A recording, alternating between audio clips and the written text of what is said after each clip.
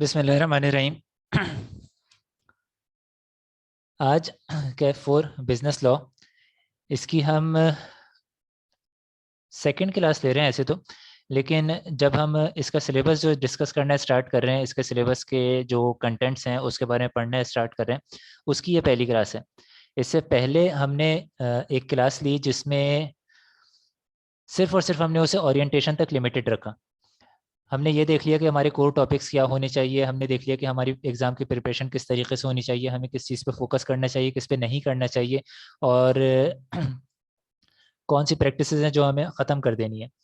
सही। ये चीज़ें हमने जो है वो लास्ट लेक्चर में ऑलरेडी कवर कर ली। अच्छा खासा टाइम हमने इन चीज़ों को दिया, तो आई होप कि थोड़ी अहमियत जो है वो इस बात को दी जा रही होगी और इस बात को अंडरस्टैंड किया जा रहा होगा कि हमें हर हालत में अपने कोर एरियाज़ किसी भी सब्जेक्ट को प्रिपेयर करते हुए आइडेंटिफाई करना है। 100% आपको सिलेबस ज़रूर कवर करना है, लेकिन उसमें कुछ कोर एरिया रखना है, जो कि कोर एरिया आपको आपका ऐसा एरिया हो जहाँ से कुछ भी आ जाए, आपको हर हालत में आप वहाँ से 80 to 85% मार्क्स सिक्योर कर सकते हैं। एग्जामिनर कुछ भी पूछ ले, आप सिक्योर कर सकते हैं। आपकी इतना कंट्रोल उस पर होना चाहिए। उसके बाद का कुछ एरिया होता है जिसमें से आपको सिर्फ ये चाहिए कि 30 to 35% मार्क्स भी आप अगर सिक्योर कर लें वहाँ से, देन इट्स इनफ। सही। आपको 100% सिलेबस में से 50% मार्क्स सिक्योर करने वाली प्रैक्टिस नहीं करनी। हर सिलेबस आपका, हर टॉपिक आपका ऐसा हो कि आप उसमें से 50 to 60% सिक्योर कर सकते हैं। ये चीज़ मुनासिब नहीं है। कोर एरिया बनाएं जहाँ से आप हर हालत में बहुत अच्छी आपकी स्ट्रेंथ और वहाँ से आप सिक्योर कर सकते हो। ये चीज़ आपको रखनी है। और खैर, अब हम सिलेबस की तरफ चल लेते हैं। करंट जो हमारा बिजनेस लॉ का सिलेबस है, इसमें बहुत पीरियड से ये सिलेबस तकरीबन सेम रहा। कुछ चीज़ें निकली, कुछ चीज़ें आ गई। अभी कुछ एडिशनल लॉज जो हैं वो इसमें शामिल कर दिए गए हैं, जो कि बहुत छोटे छोटे हैं। कुछ सेक्शंस उनके शामिल किए गए हैं। मैक्सिमम 5 से 7 सेक्शन जो हैं वो हर लॉ के शामिल कर दिए गए हैं। 2-3 ऐसे लॉज हैं जो कि एडिशन की गई है। फिलहाल हमने अपना कोर एरिया आइडेंटिफाई किया था लास्ट लेक्चर में। उसमें हमने लीगल सिस्टम और कॉन्ट्रैक्ट एक्ट, इसको हमने कोर एरिया रखा था। इसके अलावा जो है वो निगोशिएबल इंस्ट्रूमेंट हो गया, एंटी मनी लॉन्ड्रिंग हो गया, इसके अलावा आपका डेटा प्रोटेक्शन हो गया। ये सारी जो चीज़ें, इसको हमने अच्छी प्रिपरेशन इसकी फ़िलहाल हमें करनी है। इसके अलावा जो पार्टनरशिप और दूसरे लॉज हैं, ये हमने थोड़े से अवॉइड किए थे और बोला था कि इसको हम नॉट सो कोर एरिया में ले करके चल रहे होंगे। आज की जो चीज़ हम स्टार्ट कर रहे हैं वो है लीगल सिस्टम। लीगल सिस्टम दो वर्ड्स हैं ये। इसकी डेफिनेशन आपसे कभी नहीं पूछेगा, लेकिन सिर्फ और सिर्फ आपकी अंडरस्टैंडिंग के लिए मैं ये चीज़ एक्सप्लेन कर दे रहा हूँ। लीगल सिस्टम दो वर्ड्स हैं। वैसे तो मतलब इसका कंबाइनली हम इसे इस्तेमाल करेंगे, लेकिन लीगल और सिस्टम दो अलग अलग वर्ड्स हैं। सिस्टम का मतलब क्या है? सिस्टम का मतलब है एक ऐसी चीज़ जो कि जिसमें आपको पता हो स्टेप वाइज, जो कि जिसके तमाम जिसमें जितने भी एलिमेंट्स हैं वो सारे आपस में इंटरलिंक्ड हों। सही। कैसे क्या चीज़ फ्लो करेगी, एक के बाद एक कैसे इनिशिएट होगा, किस स्टेज पे किसको इनिशिएट होकर के क्या काम प्रोड्यूस करना है। सही। वो हर किसी को मालूम है। पूरा स्टेप डिफाइंड है, हर स्टेप डिफाइंड है, और लोगों को पता है कि ए पहले होगा, फिर बी होगा, फिर सी होगा, डी होगा, और ये किस किस स्टेज पे अकर हो रहे होंगे। सही। इस फिनोमिना को बेसिकली सिस्टम बोल रहे होते हैं। मैं एक प्रोडक्शन के लिए जाता हूँ, कोई आइटम मैं प्रोड्यूस कर रहा होता हूँ, तो मुझे पता है कि उसका कंप्लीट सिस्टम क्या है। पहले रॉ मटेरियल कहाँ पे जाएगा, वो किस तरीके से किसी दूसरी शेप में जाएगा, उस शेप को फिर क्या किया जाएगा, वो कहाँ तक डीफॉर्म होगा, फिर उसे रीफॉर्म किस स्टेज पे करना है, किस तरह से रिफॉर्म करना है, और फाइनल प्रोडक्ट कब आएगी। ये पूरा एक एक स्टेज फिक्स होती है, प्लान्ड होती है, डिफाइंड होती है। सही। जिसके पास नॉलेज है वो इस पूरे सिस्टम के हर चीज़ को प्रेडिक्ट कर सकता है। लेकिन कौन प्रेडिक्ट कर सकता है? जिसके पास नॉलेज है। जिसके पास नॉलेज नहीं हो तो साफ सी बात है, कुछ भी प्रेडिक्ट नहीं कर पाएगा ना। तो ऐसी भी चीज़ें वैसे होती हैं कि जहाँ पे किसी पर्सन के पास नॉलेज है लेकिन वो प्रेडिक्ट नहीं कर सकता, तो इसका ये मतलब है कि वहाँ पे सिस्टम मौजूद नहीं है, तभी वो प्रेडिक्ट नहीं कर पा रहा चीज़ें। जहाँ पे आप चीज़ें प्रेडिक्ट कर सकते हो, जहाँ पे जो पर्सन इंफॉर्मेशन जिसके पास है और वो चीज़ें प्रेडिक्ट कर सकता है, वहाँ पे सिस्टम है।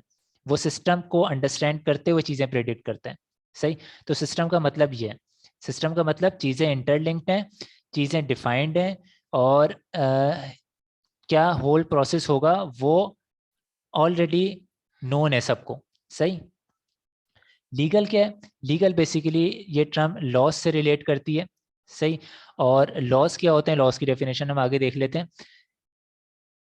पाकिस्तान में, अगर हम पाकिस्तान के लीगल सिस्टम की बात कर रहे हैं, तो इसका ये मतलब है कि पाकिस्तान में जो लॉज हैं, सही, उनका कंप्लीट सिस्टम क्या होगा, ये है लीगल सिस्टम। कंप्लीट सिस्टम का मतलब पाकिस्तान में जो लॉ मेकिंग बॉडी है वो कैसे लॉ बनाएगी। सही। कोई लॉ अगर ख़त्म करना है तो कैसे होगा, जो इदारे या पोजीशंस लॉ मेकिंग में इन्वॉल्व हैं वो कौन है, उनके राइट्स एंड ऑब्लिगेशन क्या हैं, और वो कैसे इन्फ्लुएंस कर सकते हैं लॉस को। सही है। ये चीज़ हम यहाँ पे पूरे लीगल सिस्टम में पढ़ रहे होंगे। सही। अब लीगल सिस्टम में एक चीज़ आप याद रखिएगा, लीगल सिस्टम पढ़ते हुए एक चीज़ आप याद रखिएगा कि ये एरिया हैवी मार्क्स आपको नहीं देता। सही है। ये एरिया हैवी मार्क्स आपको नहीं देता, प्लस ये एरिया बहुत ज़्यादा डिफ़िकल्ट नहीं है। सही है। प्लस इस एरिया की आपको बेसिक अंडरस्टैंडिंग चाहिए, ये बहुत बहुत बहुत वास्ट एरिया है, बहुत वास्ट एरिया है ये। सही है। पाकिस्तान का कॉन्स्टिट्यूशन जो है वो, खैर पूरा तो नहीं, लेकिन अगर लीगल सिस्टम आप पूरा पढ़ने जाएं तो पूरा पाकिस्तान का कॉन्स्टिट्यूशन यहाँ पे शामिल है, यहाँ पे मौजूद है। न सिर्फ के कॉन्स्टिट्यूशन बल्कि उसके रूल्स भी, सही है, इसका पार्ट बनेंगे। हमारे इसमें कुछ आर्टिकल्स हैं उस कॉन्स्टिट्यूशन के जो हम डिस्कस कर रहे होंगे। सही है। तो एक तरीका इस पूरे लीगल सिस्टम को पढ़ने का ये है कि आपको नोट्स मिल जाएं, आपको बुक्स मिल जाएं डिफरेंट, आप उन बुक्स से जाकर के पढ़ लें चीज़ें और आप नोट्स से पढ़ लें चीज़ें। आप सिर्फ और सिर्फ आप नोट्स और बुक से पढ़ें। और तीसरी एक चीज़ है कि आप वो आर्टिकल्स भी रेफर कर रहे हैं जो आर्टिकल्स लिखे हुए हैं जो कि आपके सिलेबस का पार्ट है, आप उन आर्टिकल्स को भी देख रहे हैं। अगर उन आर्टिकल्स को भी आप देख रहे हैं तो क्या होगा, और आप सिर्फ और सिर्फ नोट से पढ़ रहे हैं तो क्या होगा। मेजॉरिटी क्या करती है, मेजॉरिटी सिंपल जो है वो नोट से पढ़ी होती है। क्यों? क्योंकि नोट से पढ़ने से एक तो वो इजी होते हैं, इजी टू अंडरस्टैंड होते हैं। सही। दूसरा ये है कि क्योंकि यहाँ से कोई ऐसे कॉम्प्लेक्स क्वेश्चन आते नहीं है, जब कॉम्प्लेक्स क्वेश्चन नहीं आते हैं तो आपको बहुत ज़्यादा डिटेल्ड स्टडी की ज़रूरत नहीं है। सही है, ऐसा ही है। लेकिन यहाँ पे मैं क्या बोलूँगा, मैं ये बोलूँगा कि लीगल सिस्टम बेचारा इतना ज़्यादा सिंपल सा टॉपिक है कि यहाँ पे जो आप पास्ट पेपर्स हैं ना, आपके जो पास्ट पेपर्स हैं, आप उसके भी लास्ट 5 to 7 years के अगर आप क्वेश्चन पेपर उठा लें, यानी आप समझ लें 14 क्वेश्चन हो जाएंगे, 14 अटेम्प्ट हो जाएंगी। सही। 14 अटेम्प्ट के आप क्वेश्चन उठा लें, तो जो क्वेश्चन दिए हुए हैं ना, आप उनके भी आंसर अगर अंडरस्टैंड कर लेते हैं, आप पढ़ लेते हैं, आप जा करके नोट्स नहीं पढ़ते, आप सिर्फ उन क्वेश्चंस के आंसर पढ़ लेते हैं, तब भी मोस्ट प्रोबेबली जो क्वेश्चन इस अटेम्प्ट में आने वाला है आप उसे आंसर कर लोगे। सही। इतना इजी टॉपिक है। तो क्या ये चीज़ करना मुनासिब है, क्या ये चीज़ करना मुनासिब है कि आप सिर्फ पास्ट पेपर के क्वेश्चंस पढ़ लो, 5 से 7 ईयर्स के तकरीबन 14-15 अटेम्प्ट के आपने क्वेश्चंस पढ़ लिए और जा करके आप वो उसी में से आना है, उसके अलावा कहीं से नहीं आना। सही है। आपने जा करके वो रिप्रोड्यूस कर दिए। क्या ये चीज़ मुनासिब है? आपके पास इंफॉर्मेशन आई, नॉलेज आई, आई कैप जो चाह रहे वो चीज़ हुई? नहीं, ऐसा कुछ नहीं हुआ। सही है। ये चीज़ आपके आगे की प्रैक्टिस के लिए इंतहाई इंतहाई गलत चीज़ है। हम ये चीज़ जो मैट्रिक बोर्ड से लोग आ रहे हैं वो ये चीज़ फॉलो करते थे कि भाई एक सब्जेक्ट है उसमें 15 क्वेश्चन हैं, यही 15 क्वेश्चन कर लो, उसमें से 7 जो है वो लग जाने एग्जाम में और आप पास हो जाने हो, पास नहीं बल्कि अच्छे मार्क्स आ जाने। सही है। वो क्वेश्चन याद कर लेते थे, वो चीज़ें अंडरस्टैंड नहीं करते थे। ये चीज़ यहाँ पे अप्लाई नहीं करनी। सही है। ये चीज़ यहाँ पे सीए में किसी भी सब्जेक्ट में ये चीज़ अप्लाई नहीं करनी। तो नोट्स अगर आपको सिर्फ पास होने के लिए करना है ना, तो ये वाला जो टॉपिक है लीगल सिस्टम का, इसके लिए पास पेपर्स भी इनफ हैं। आपने पास पेपर से क्वेश्चंस उठा करके सॉल्व कर लिया, आप चले जाओ, आप पास हो जाओगे। यहाँ से आप जितने मार्क्स का क्वेश्चन आता है वो क्वेश्चन आप अटेम्प्ट कर सकते हो। इतना छोटा टॉपिक है ये, सही। लेकिन अब आप नोट से पढ़ते हो, आपने सिंपल नोट से पढ़ा तो क्या हुआ, आपको जो इन्फॉर्मेशन इन पास पेपर से मिल रही है, इससे ज़्यादा इन्फॉर्मेशन मिली आपने नोट्स या बुक्स को रेफर किया, सही। तो आपको वो इन्फॉर्मेशन इस लेवल पे आपको इंक्रीज इन्फॉर्मेशन मिली, सही है। इस लेवल पे आपको इंक्रीज इन्फॉर्मेशन मिल रही है। लेकिन क्या ये इन्फॉर्मेशन कंप्लीट है?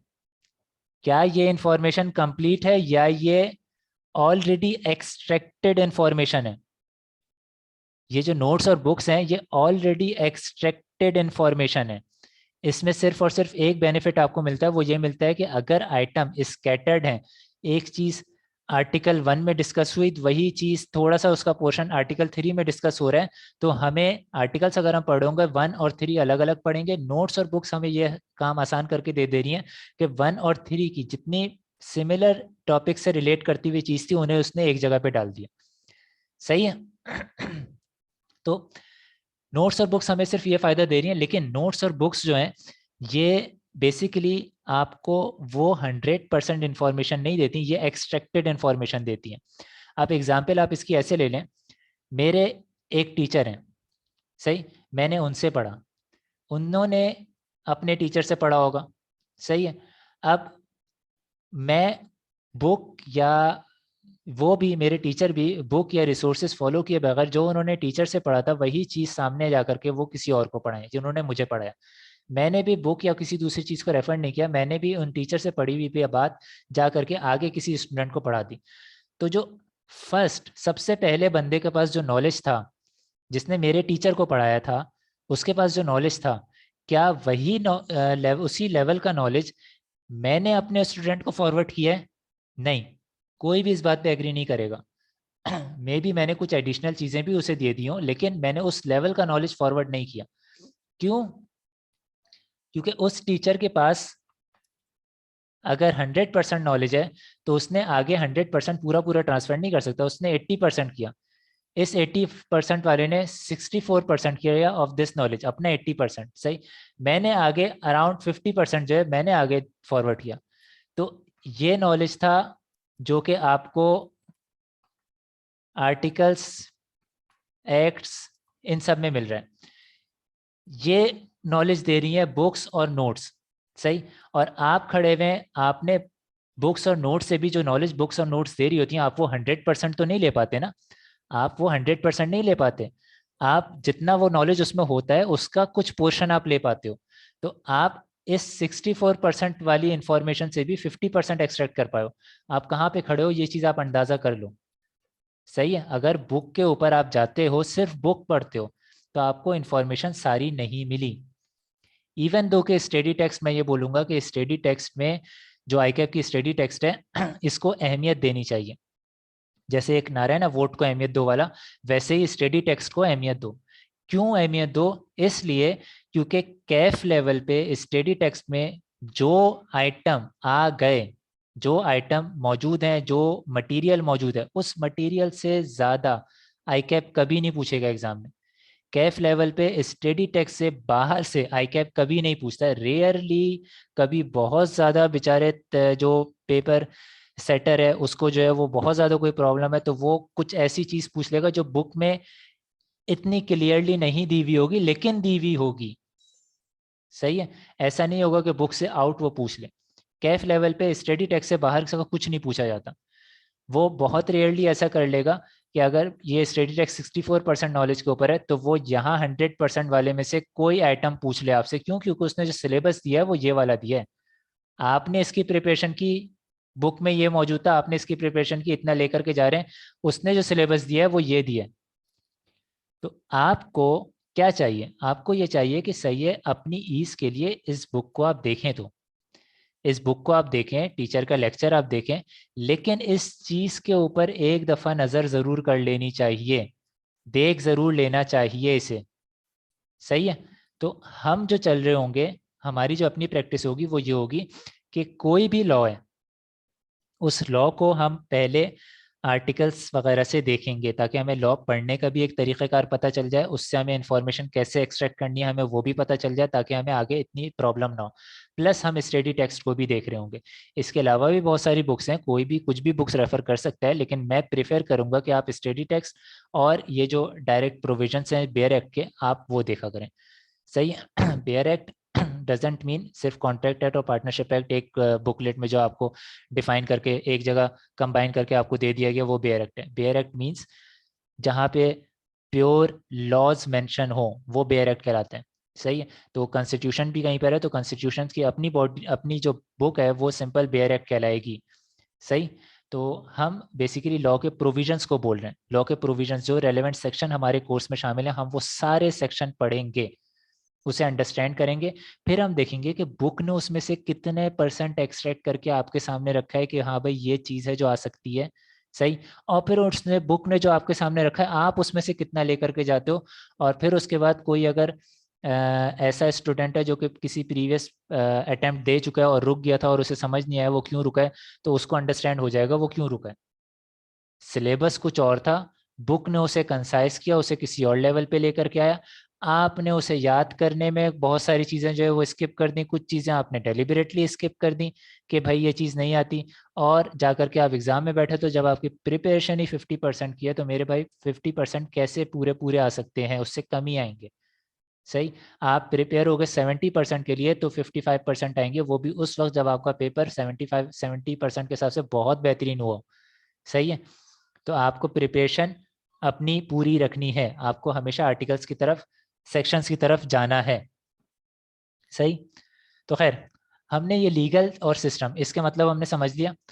अब लीगल सिस्टम में क्या क्या चीज़ें शामिल हैं, लीगल सिस्टम में क्या क्या चीज़ें शामिल हैं हम जो पढ़ रहे होंगे। आई कैप बेसिकली उसने जो हमारा कोर्स सेट किया है उसका बेसिक मकसद हमें बिजनेस लॉ पढ़ाने का क्या है।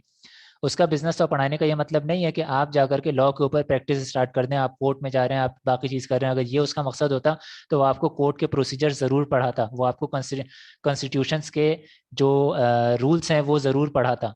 सही है। वो कॉन्स्टिट्यूशंस कंप्लीट आपको टोटल पूरा पढ़ाता, पाकिस्तान का जो कॉन्स्टिट्यूशन है वो आपको पूरा का पूरा पढ़ाता। उसने नहीं पढ़ाया, उसने नहीं पढ़ाया इसका मतलब है वो ये कह रहा है कि भाई आपको प्रैक्टिस करने की ज़रूरत नहीं है। आपको क्या है, आप बिजनेस में आपकी डेली रूटीन में जो सरकमस्टांसेस आते हैं, जो इवेंट्स अकर हो रहे हैं, उसके हिसाब से आपको क्या काम करना चाहिए और क्या चीज़ लीगल है क्या चीज़ लीगल नहीं है वो चीज़ आपको पता हो, आपको इन्फॉर्मेशन हो। प्लस आप इतनी इन्फॉर्मेशन हो कि आप डिसीजंस ले सकें। प्लस अगर किसी लॉयर को आपने एंगेज किया है या किसी प्रैक्टिशनर को आपने एंगेज किया है तो उसको एंगेज करने में वो पर्सन आपको या तो बेवकूफ़ ना बना सके या उस पर्सन के साथ आपकी कोई मिसकम्युनिकेशन ना हो सके, वो पर्सन कुछ और बोल रहा है आप कुछ और समझ रहे हो, ऐसा ना हो सके। सही। आपको भी वो टर्मिनोलॉजीज वो चीज़ें मालूम हो कुछ हद तक जितना कि वो बोल रहा है। अब वो पर्सन बहुत ज़्यादा डिटेल में आपको बताएगा, आपको भी एक जस्ट एक अपर आई व्यू उस चीज़ का है, तो आपको इस तरीके से बताया जाता है। तो लीगल सिस्टम जब हम पढ़ रहे होंगे, जब हम लीगल सिस्टम पढ़ रहे होंगे तो हम इसकी दो ब्रांचेस देखते हैं, एक सिविल लॉ एक क्रिमिनल लॉ। सही है। सॉरी, लीगल सिस्टम नहीं, जब हम लॉ पढ़ रहे होंगे। सही है। लीगल सिस्टम में जब हम पढ़ रहे होंगे ना, लीगल सिस्टम जब हम पढ़ रहे होंगे तो लीगल सिस्टम में हम लेजिस्लेटिव अथॉरिटीज के बारे में पढ़ेंगे, वो कौन है, उनके राइट्स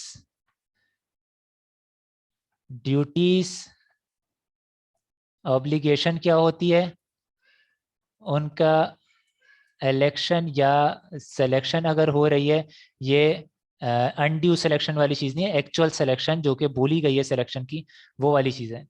इलेक्शन या सिलेक्शन हो रही है वो कैसे होगी, उनकी टर्म्स क्या होंगी और प्रोसीजर ऑफ लेजिस्लेशन क्या होगा। सही है।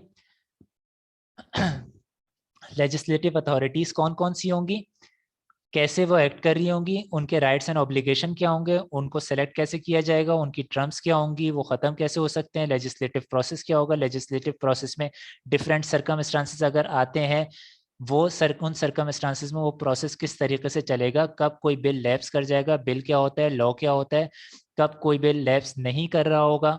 सही है। तो ये सारी चीज़ें हम पढ़ रहे होंगे। अब एक इंटरेस्टिंग चीज़ें बता दूं, ये जो पूरा सिस्टम है आज जो पाकिस्तान की पॉलिटिकल कंडीशन चल रही है उसको अंडरस्टैंड करने के लिए ये सिस्टम बड़ा इंटरेस्टिंग है। ये अगर आप अंडरस्टैंड कर पाते हैं तो आपको बहुत सारी चीज़ें क्लियर होंगी।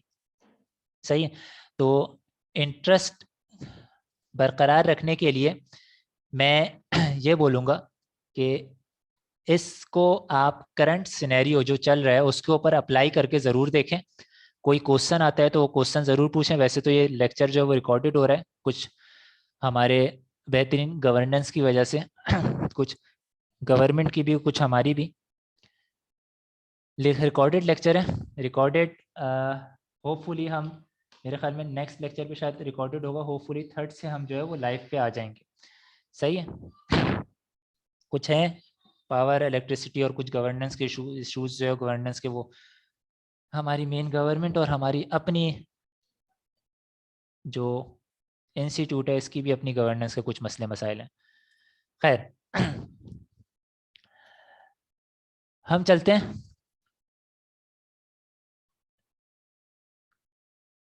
बिजनेस लॉ की तरफ। लॉ क्या होता है, बिजनेस लॉ क्या होता है। लॉ, अगर हम इसमें लॉ पढ़ते हुए मेजॉरिटी जो है ना वो हमें इंग्लिश वर्ड्स मिलेंगे। सही, इंग्लिश लिटरेचर के वर्ड्स मिलेंगे मेजॉरिटी। कुछ ऐसे भी वर्ड्स मिलेंगे जिनके सिर्फ लीगल मीनिंग है जो कि लीगल डिक्शनरी में आपको मिलेंगे। कुछ ऐसे हैं जिनके इंग्लिश मीनिंग भी मौजूद हैं, लेकिन जिनके सिंपल लीगल मीनिंग है वो तो खैर अलग ही है और वो लीगल मीनिंग्स ही उसके देखे जाएंगे, उसमें किसी प्रॉब्लम की हमें कोई ज़रूरत नहीं है, हमें हमें फेस ही नहीं करनी पड़ती वो प्रॉब्लम। सही है। और वो जो लीगल मीनिंग्स वाली चीज़ है ना वो भी ग्रीक लैंग्वेजेस से उठाए हुए कुछ वर्ड्स हैं। सही, वो ऐसे नहीं है कि आपके इंग्लिश के नहीं है, वो भी किसी ना किसी लैंग्वेज के ही उठाए हुए कुछ वर्ड्स हैं, उसके भी कुछ ना कुछ किसी तरीके से कुछ मानी बन रहे हैं। जैसे फिजिक्स है, फिजिक्स में हमें डिफरेंट वर्ड्स मिलते हैं, उनके कुछ ना कुछ पीछे हिस्ट्री होती है। इसी तरीके से लीगल जो वर्ड्स हैं उनकी भी कुछ ना कुछ हिस्ट्री है। हम हर हिस्ट्री को नहीं देखेंगे, लेकिन हम बस इसे दो कैटेगरीज में डिवाइड करेंगे। एक वो कुछ वो वर्ड्स जो कि जिनके सिर्फ लीगल मीनिंग्स हैं, कुछ वो वर्ड्स जिनके लीगल और इंग्लिश मीनिंग्स दोनों हैं। अब जिनके लीगल्स मीनिंग है उनके तो कोई प्रॉब्लम ही नहीं है, जिनके इंग्लिश और लीगल मीनिंग दोनों है वहां पे प्रॉब्लम अराइज हो जाती है। स्टूडेंट जो है वो वर्ड को ये समझ के पढ़ लेता है कि ये इंग्लिश मीनिंग वाली चीज़ है, ये उसे वो लॉ की मीनिंग में ट्रांसलेट नहीं करता। सही। तो एक बात अपनी ध्यान से जहन नशी कर लें, वो क्या है, कोई नाउन, किसी भी तरह का कोई भी नाउन, उसके लीगल मीनिंग मौजूद है, आपको लीगल मीनिंग की तरफ जाना है। सही है। कोई एडजेक्टिव, कोई एडवर्ब, इन सब के लीगल मीनिंग मौजूद है, आपको मीनिंग की तरफ जाना है। सही है। आपको लीगल मीनिंग की तरफ जाना है। नाउन, एडवर्ब, एडजेक्टिव, वर्ब, इनके अलावा अगर कोई वर्ड आपको मिलता है तो आप उसे सिंपल इंग्लिश मीनिंग ले सकते हैं। इसके अलावा जितने भी वर्ड्स हैं उनको आप सिंपल मीनिंग असाइन कर सकते हैं, इंग्लिश के मीनिंग। बाकी नाउन, एडवर्ब, एडजेक्टिव, वर्ब, ये जितने भी आते हैं हमारे पास लॉ पढ़ते हुए, इन सब के कुछ ना कुछ मीनिंग है। सही है, कुछ ना कुछ लीगल मीनिंग है, हमें वो लीगल मीनिंग तलाश करने हैं। सही है। तो हमें लीगल मीनिंग्स तलाश करने हैं सबके। अब कुछ इस तरह के भी मिलेंगे कि जहाँ पे इंग्लिश और लॉ की जो लीगल मीनिंग है वो सिमिलर है। सही है। कॉन्फ्लिक्टिंग कभी नहीं होगी, या तो सिमिलर होगी या इस तरह की होगी कि लॉ में थोड़ा ज़्यादा कंसाइज या थोड़ा ज़्यादा वास्ट उसे कर दिया होगा, थोड़ा डायरेक्ट कर दिया होगा या इनडायरेक्ट कर दिया होगा, कुछ इस तरह की चीज़ कर दी गई होगी। सही। कॉन्फ्लिक्टिंग कभी नहीं होगी कि इंग्लिश में कुछ और मीनिंग है और इसमें कुछ और मीनिंग है और वो कॉन्फ्लिक्टिंग हो रही है, ऐसा कभी नहीं होगा। मीनिंग जब भी होगी वो कॉन्फ्लिक्टिंग कभी भी नहीं होगी। ये चीज क्लियर रख लें। सही है। तो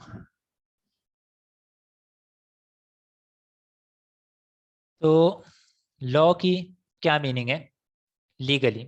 लीगली स्पीकिंग लॉ का क्या मतलब है? एक सिनेरियो थोड़ा सा अंडरस्टैंड कर लेते हैं। कोई भी सोसाइटी होती है, उस सोसाइटी को वर्क करने के लिए, उस सोसाइटी को एक दूसरे के साथ रहने के लिए, उस सोसाइटी को प्रोड्यूस कंज्यूम या अपने डेली एक्टिविटीज करने के लिए कुछ कोड ऑफ कंडक्ट की ज़रूरत होती है। एक दूसरे के साथ कुछ कंडक्ट्स होते हैं उनके। अब वो कंडक्ट्स लिखे हुए हों या वो कंडक्ट्स ऐसे अडॉप्टेड हों, कहीं लिखे हुए नहीं है लेकिन हर कोई उसी पे चल रहा है। वो जो कंडक्ट्स हैं, वो कंडक्ट्स, एक तो वो है कि हर कोई खुद अंडरस्टैंड कर रहा है कि हाँ भाई ये चीज़ तो होनी है। सही, फॉर ग्रांटेड ले ली वाली चीज़ है, वो है ही। सही। हम कोई काम करेंगे तो उसका पार्ट एंड पार्सल है ये वाला रूल। अब वो रूल लॉ का पार्ट है या नहीं है, इररिस्पेक्टिव वो चीज़ आपको करनी है। प्लस स्टेट जो है वो कुछ इस तरह के रूल्स डिफाइन कर दे कि आपस में आप इंटरेक्ट कैसे करेंगे सोसाइटी के अंडर में, और आप इंस्टीट्यूशंस के साथ और इंस्टीट्यूशंस आपके साथ इंटरेक्ट कैसे करेंगे, ये डिफाइन कर दें। सही है। एक सिस्टम बना दें। किस लिए सिस्टम बनाए? कि जो सोसाइटी के लोग हैं, सोसाइटी में जो भी पर्सन हैं, चाहे वो नेचुरल पर्सन हो चाहे वो आर्टिफिशियल पर्सन हो, हर तरह के पर्सन जो हैं, हर तरह के पर्सन जो हैं वो आपस में इंटरेक्ट किस तरीके से करेंगे, वो चीज़ डिफाइन कर दें स्टेट। सही है। और उस जिस तरीके से उसने डिफाइन किया है, वो जो रूल्स हैं उसको वो इन्फोर्स करें। तो ये जो सेट ऑफ रूल्स या सिस्टम ऑफ रूल्स स्टेट ने डेवलप किए होंगे, प्लस जो आपस में इंटरेक्शन की एक हैबिट है, एक रीत डेवलप हुई हुई है, वो ये सारी चीजें कंबाइन होकर के लॉ कहलाती है। सही। अब लॉ में बेसिकली चार सोर्सेज इसकी बन जाती हैं लॉ की। एक तो जो कि लेजिस्लेशन है, जो कि गवर्नमेंट रूल्स बना रही है, सिस्टम बना रही है। दूसरा आपका केस लॉज आ जाएंगे। सही है। प्रेसिडेंट्स आ जाएंगे। अब मेरी स्पेलिंग जो है वो काफ़ी ख़तरनाक होती है, इसको इग्नोर करिएगा अगर स्पेलिंग में कोई मसला है तो। प्रेसिडेंट्स आ जाएंगे। इसके बाद कस्टम आ जाएगा। इसके बाद आपके अपने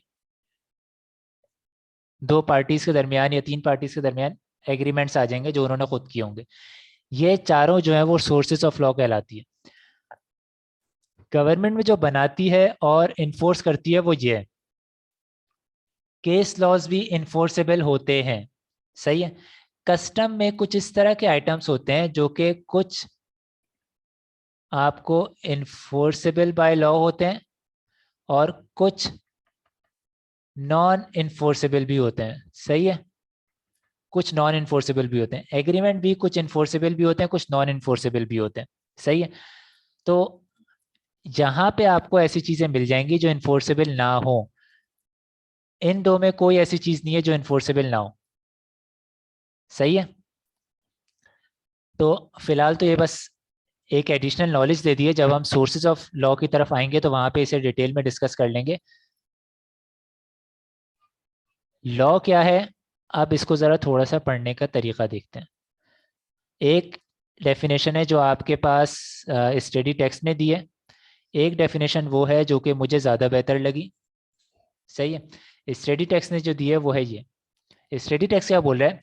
लॉ मीन्स, मतलब बता रहा है, इंक्लूसिव डेफिनेशन नहीं है ये, डिफाइन कर रहा है कि वो है क्या। सही है। ये नहीं बोल रहा कि इसमें ये चीज़ें शामिल हैं, ये बता रहे हैं ये चीज़ है क्या। ये क्राइटेरिया कोई भी चीज़ मीट करती है तो वो लॉ है। जो क्राइटेरिया आगे देने वाली है ये डेफिनेशन, वो क्राइटेरिया जैसे ही कोई भी चीज़ मीट करेगी वो लॉ बन जाएगी। अब वो क्राइटेरिया क्या है? A set of rules. Set of rules मतलब 1 2 3 4 5 6 7 8 10, ये सारे के सारे रूल्स हैं, ये एक सेट ऑफ रूल्स कहलाएगा। सही है। और a system of rules. System of rules, system हमने बता दिया, एक के बाद दूसरा इफेक्टिव हो रहा है, दूसरे के बाद तीसरा, तीसरे के बाद चौथा, चौथे के बाद पांचवा, कैसे कैसे इफेक्टिव हो रहा है, क्या हो रहा है, क्या काम हो रहा है, ये पूरा एक सिस्टम डिफाइन है।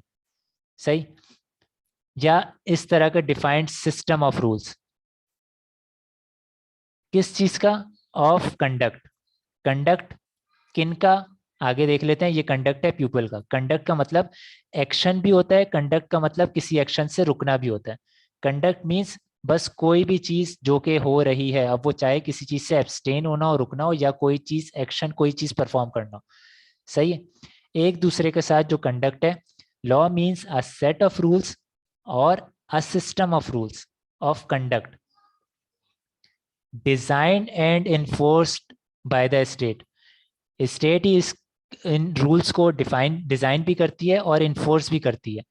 टू कंट्रोल एंड रेगुलेट, ताकि वो कंट्रोल कर सके अपने हिसाब से इनके जो कंडक्ट है, द कंडक्ट ऑफ पीपल, ये जो कंडक्ट है लोगों का, इसको कंट्रोल भी कर सके कि लिमिट से एक्सीड ना हो, यहाँ तक रहे, कंट्रोल करना इसे। सही, और इसे रेगुलेट भी कर सके, क्या क्या चीजें करनी है, कैसे करनी है, क्यों करनी है, इसे रेगुलेट भी कर सके। सही, कंट्रोल एंड रेगुलेट क्या चीज? Conduct of people. अब ये जो हमने डेफिनेशन पढ़ी, अगर इस डेफिनेशन को हम याद करने की कोशिश करें तो याद तो हो जाएगी, कोई बड़ी डेफिनेशन नहीं है, याद हो जाएगी, मसला नहीं है। लेकिन लॉ में क्या किया जाए? लॉ में हम इस पूरी चीज को ना, जैसे हमने पढ़ा है, जिस तरीके से पढ़ा है, पर हमने किस तरीके से पढ़ा? लॉ मीन्स, यहाँ पे रुक गए हम। लॉ का मतलब अ सेट ऑफ रूल्स। जहां जहां मैं पाउस हो रहा हूं उस चीज को फोकस करिएगा। Law means a set of rules or a system of rules of conduct designed and enforced by the state to control and regulate the conduct of people। सही है, कुछ हिस्से हुए हैं इस डेफिनेशन के, कुछ इंपॉर्टेंट हिस्से हुए हैं इस डेफिनेशन के।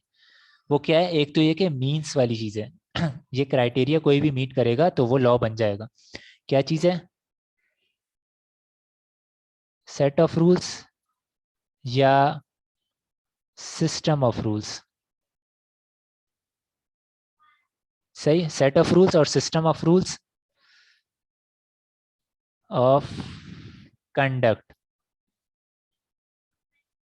Designed and enforced by state to regulate and control conduct of people। ये चार इंपॉर्टेंट पॉइंट हमने यहाँ से एक्सट्रैक्ट किए। अगर ये चार पॉइंट हमें याद रह गए ना तो हम डेफिनेशन बना लेंगे।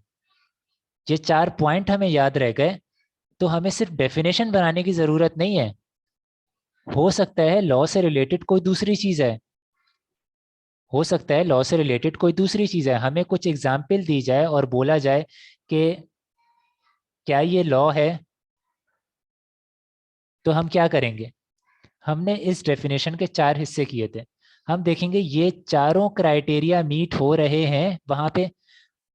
जो चीज पूछी जा रही है, क्या वो रूल है, क्या वो system of rules of conduct है, सही, या कुछ और है। अगर ये है तो हम ये देखेंगे क्या ये डिजाइन और इन्फोर्स स्टेट ने किया है। इसके बाद हम देखेंगे स्टेट ने अगर डिजाइन एंड इन्फोर्स कर रही है तो किस लिए कर रही है?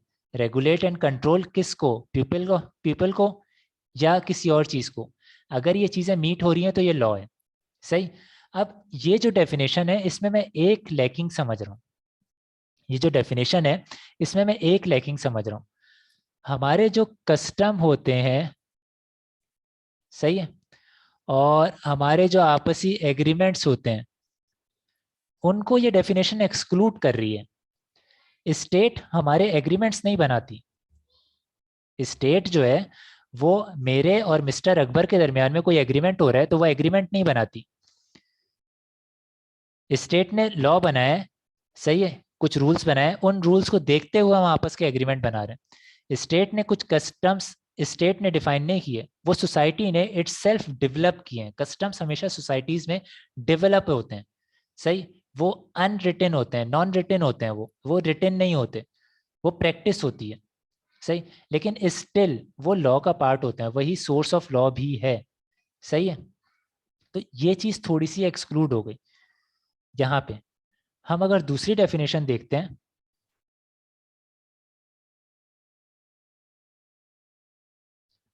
तो वो डेफिनेशन क्या बोल रही है? ये बोल रही है लॉ इट इज अ, मतलब कि ये भी मीन्स वाली चीज है, आगे जो क्राइटेरिया दिया हुआ है ये क्राइटेरिया कहीं पे भी मीट होगा तो वो लॉ बन जाएगा। वो क्या criteria? It is a binding custom और प्रैक्टिस। बाइंडिंग कस्टम की बात करी, मैंने क्या बताया था आपको पहले? कस्टम मैंने बताया कि कस्टम में इन्फोर्सेबल भी होते हैं, नॉन इन्फोर्सेबल भी होते हैं। यहाँ पे बात करें बाइंडिंग कस्टम की, वो कस्टम जो कि मैंडेटरी हो फॉलो करना, जो बाइंडिंग हो सामने वाले पे, आप पे। सही है, अब बाइंडिंग, ये सारी टर्म हम कॉन्ट्रैक्ट एक्ट में जाएंगे तो वहां पे देख रहे होंगे, फिलहाल सिंपल इसकी अंडरस्टैंडिंग में दे दे रहा हूँ। बाइंडिंग मतलब सामने वाले को भी और आपको भी वो चीज फॉलो करनी है, वो बाइंडिंग है। सही है, वो नॉन इन्फोर्सेबल नहीं है, वो मैंडेटरी है। वो चीजें जो कि मैंडेटरी कस्टम हो, it is a mandatory custom और प्रैक्टिस, वो कस्टम और प्रैक्टिस जो कि करनी है ऑफ अ कम्युनिटी। सही, हमने सोसाइटी का या पीपल का वर्ड इस्तेमाल किया, यहाँ पे कम्युनिटी का वर्ड इस्तेमाल कर रहे हैं, फेयर इनफ, कोई मसला नहीं। बाइंडिंग और बाइंडिंग कस्टम और प्रैक्टिस ऑफ अ कम्युनिटी, पहली चीज। अ रूल ऑफ कंडक्ट और action, a rule of conduct और एक्शन प्रिस्क्राइब्ड और फॉर्मली रिकॉग्नाइज्ड एज बाइंडिंग।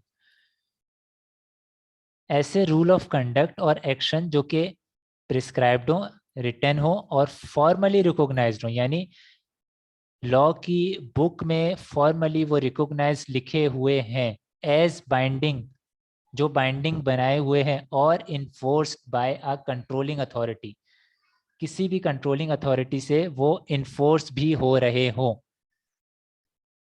सही है, अब यहाँ पे सिस्टम ऑफ रूल्स की बात नहीं की कि किसने बनाए क्या किया, ये बोल रहे हैं कि वो बाइंडिंग कस्टम्स और प्रैक्टिसेस जो कि कम्युनिटी ने ली, वो प्लस ऐसे रूल ऑफ कंडक्ट, आपस में कंडक्ट करने के जो रूल्स हैं, रूल्स ऑफ कंडक्ट तो दोनों जगह है, अ रूल ऑफ कंडक्ट और एक्शंस प्रिस्क्राइब्ड और फॉर्मली रिकॉग्नाइज्ड, जो बनाए गए हो, प्रिस्क्राइब किए गए हो।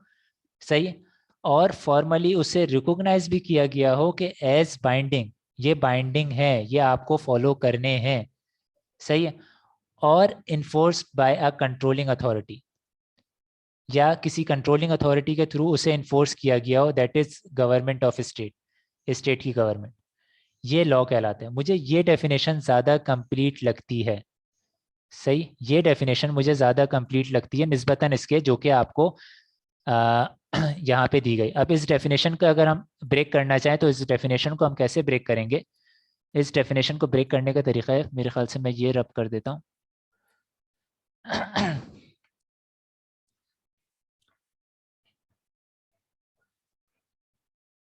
इस डेफिनेशन को ब्रेक करने का तरीका,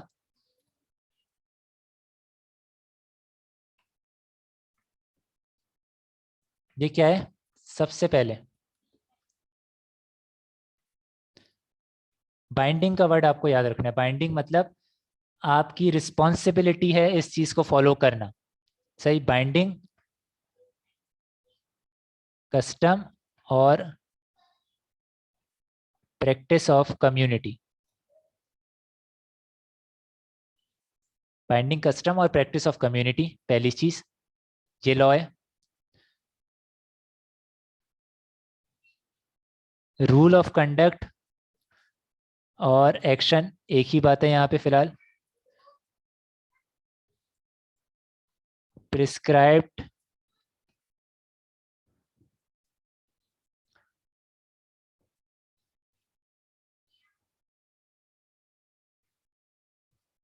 bye controlling authority,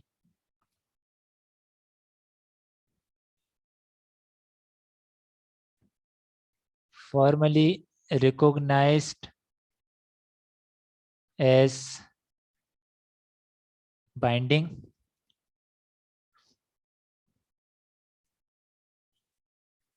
enforceable by controlling authority। ये 5 चीजें हैं। ये 5 क्राइटेरिया अगर कोई भी चीज फॉलो कर ले रही है तो वो आपका लॉ है। और इन 5 क्राइटेरिया को सारे के सारे फॉलो करने की जरूरत नहीं है। अगर हम थोड़ा फोकस करके देखें तो ये डेफिनेशन 2 पार्ट में डिवाइड हुई हुई है। पहला ये और दूसरा इंटायरली ये। या तो ये 4 चीजें एक साथ फॉलो हो जाएं या ये एक चीज फॉलो हो रही हो। कुछ भी हो वो आपका लॉ है। बाइंडिंग कस्टम और प्रैक्टिस ऑफ कम्युनिटी ये आपका लॉ है। सही है। दूसरा, रूल ऑफ कंडक्ट और एक्शन जो कि प्रिस्क्राइब किया गया हो किसी कंट्रोलिंग अथॉरिटी से और फॉर्मली रिकॉग्नाइज किया गया हो एज बाइंडिंग, और न सिर्फ रिकॉग्नाइज किया गया हो बल्कि उसे इन्फोर्स भी किया गया हो बाय कंट्रोलिंग अथॉरिटी। सही। ये चीज़ें जब मौजूद हैं, ये चीज़ें जब मौजूद हैं तो किसी भी चीज़, कोई भी चीज आइटम है वो ये 4 क्राइटेरिया मीट कर रहा है तो इसका मतलब है वो लॉ है। सही है। अगर ये इन चारों में से कोई एक भी क्राइटेरिया मीट नहीं कर रहा तो वो लॉ नहीं है। या तो वो ये 1 वाला मीट कर ले या 2 के ये चारों क्राइटेरिया मीट करे तो वो लॉ है। सही। होपफुली यहाँ तक चीज़ क्लियर हो गई होगी। अब क्योंकि ये लाइव सेशन नहीं है तो मैं फीडबैक नहीं ले पाऊँगा। अगर किसी को स्टिल कोई चीज़ ऐसी रह जाती है जो कि समझ नहीं आती तो वो सेपरेटली ग्रुप पे पूछ ले, ज़्यादा बेहतर है। चीज़ अंडरस्टैंड होनी चाहिए। सही है। मैं अपने तौर पे पूरी कोशिश करूंगा कि मैं समझा सकूं सामने वाले को, लेकिन क्योंकि मैं रिकॉर्डेड ले रहा हूं मुझे सामने लोगों के फेस नज़र नहीं आ रहे, मुझे सामने लोगों के एक्सप्रेशंस नहीं पता, मुझे मैं सामने से फीडबैक नहीं ले पा रहा। तो मोस्ट प्रोबेबली ऐसा होगा कि मैं अपने लेवल पे, या एक लेवल मैंने डिफाइन किया हुआ है, मैं उस लेवल तक नीचे आऊँगा स्टूडेंट के क्या नाम है इंटेलेक्चुअल लेवल को मीट करने के लिए, वहाँ तक मैं आऊँगा। और उसके बाद मैं नहीं जा पाऊँगा। उसके बाद जाने के लिए मुझे स्टूडेंट की तरफ से फीडबैक चाहिए। तो वो फीडबैक मुझे मिलता है। हो सकता है कुछ को समझ आ गया हो सकता है कुछ को ना आया हो समझ में। जिसको नहीं आया वो क्वेश्चंस करें। सही है। तो ये 2 डेफिनेशन है। मैं डेफिनेशन फर्स्ट वाली जो है ये प्रेफर करूंगा, जो कि आपके स्टडी टेक्स्ट का पार्ट नहीं है लेकिन यहाँ पे दी हुई है। आप इसको अगर फॉलो करें तो ज़्यादा बेहतर है। It is a binding custom और practice of a community. Binding custom और practice of a community, a rule of conduct और एक्शन प्रिस्क्राइब्ड और फॉर्मली रिकॉग्नाइज्ड एज बाइंडिंग और enforced by a controlling authority that is government of state। सही। ये definition आपको लेकर के चलनी है। प्रेफर मैं फर्स्ट वाली करूंगा। अब मैंने जिस तरीके से पढ़ते हुए ये मैंने ब्रेक किया है, मैंने कई जगहों पे पॉज लिया है डेफिनेशन पढ़ते हुए। मैं सिंपल ये नहीं कह रहा it is a binding custom of practice, it is a binding custom of practice of a community, a rule of conduct और एक्शन प्रिस्क्राइब्ड और फॉर्मली रिकॉग्नाइज्ड एज बाइंडिंग और enforced by a controlling authority that is government of state. ये मैंने नहीं पढ़ा। ऐसे में पढ़ूंगा तो ये चीज़ मुनासिब नहीं है। इसको लॉ को पढ़ने का हमेशा एक तरीका होता है, इवन दो कि ये लॉ का प्रोविजन नहीं है। लेकिन आप लॉ के नोट्स भी अगर पढ़ रहे हैं ना तो थोड़े समझ के पढ़ें। क्यों? क्योंकि जो लॉ के नोट्स बनाने वाला पर्सन है उसने प्रोविजंस पढ़ करके लॉ बनाया, उसे प्रैक्टिस है प्रोविजन पढ़ने की और उसी तरीके से लिखने की। ये प्रैक्टिस जो अभी न्यू सीए के स्टूडेंट हैं जिनके सामने पहली दफ़ा कोई लॉ का सब्जेक्ट आया उन्हें नहीं है। उन्हें एक फ्लो में पढ़ने की आदत है, उन्हें कहानियाँ पढ़ने की आदत है, उन्हें अभी स्टैंडर्ड्स पढ़ने की आदत भी नहीं आई है। सही है। अभी तक आपको स्टैंडर्ड्स भी नहीं पढ़ाए होंगे। स्टैंडर्ड्स भी पढ़ने के लिए आपको बीच में पॉज देना होता है। बेसिकली आप छोटा सा पोर्शन पढ़ते हैं, पॉज देते हैं, उस पोर्शन को हजम करते हैं, कंट्रोल में करते हैं, फिर उसके बाद आगे वाला पोर्शन पढ़ते हैं और आगे वाले पोर्शन को प्रीवियस वाले पोर्शन से दोबारा मिलाते हैं। सही है।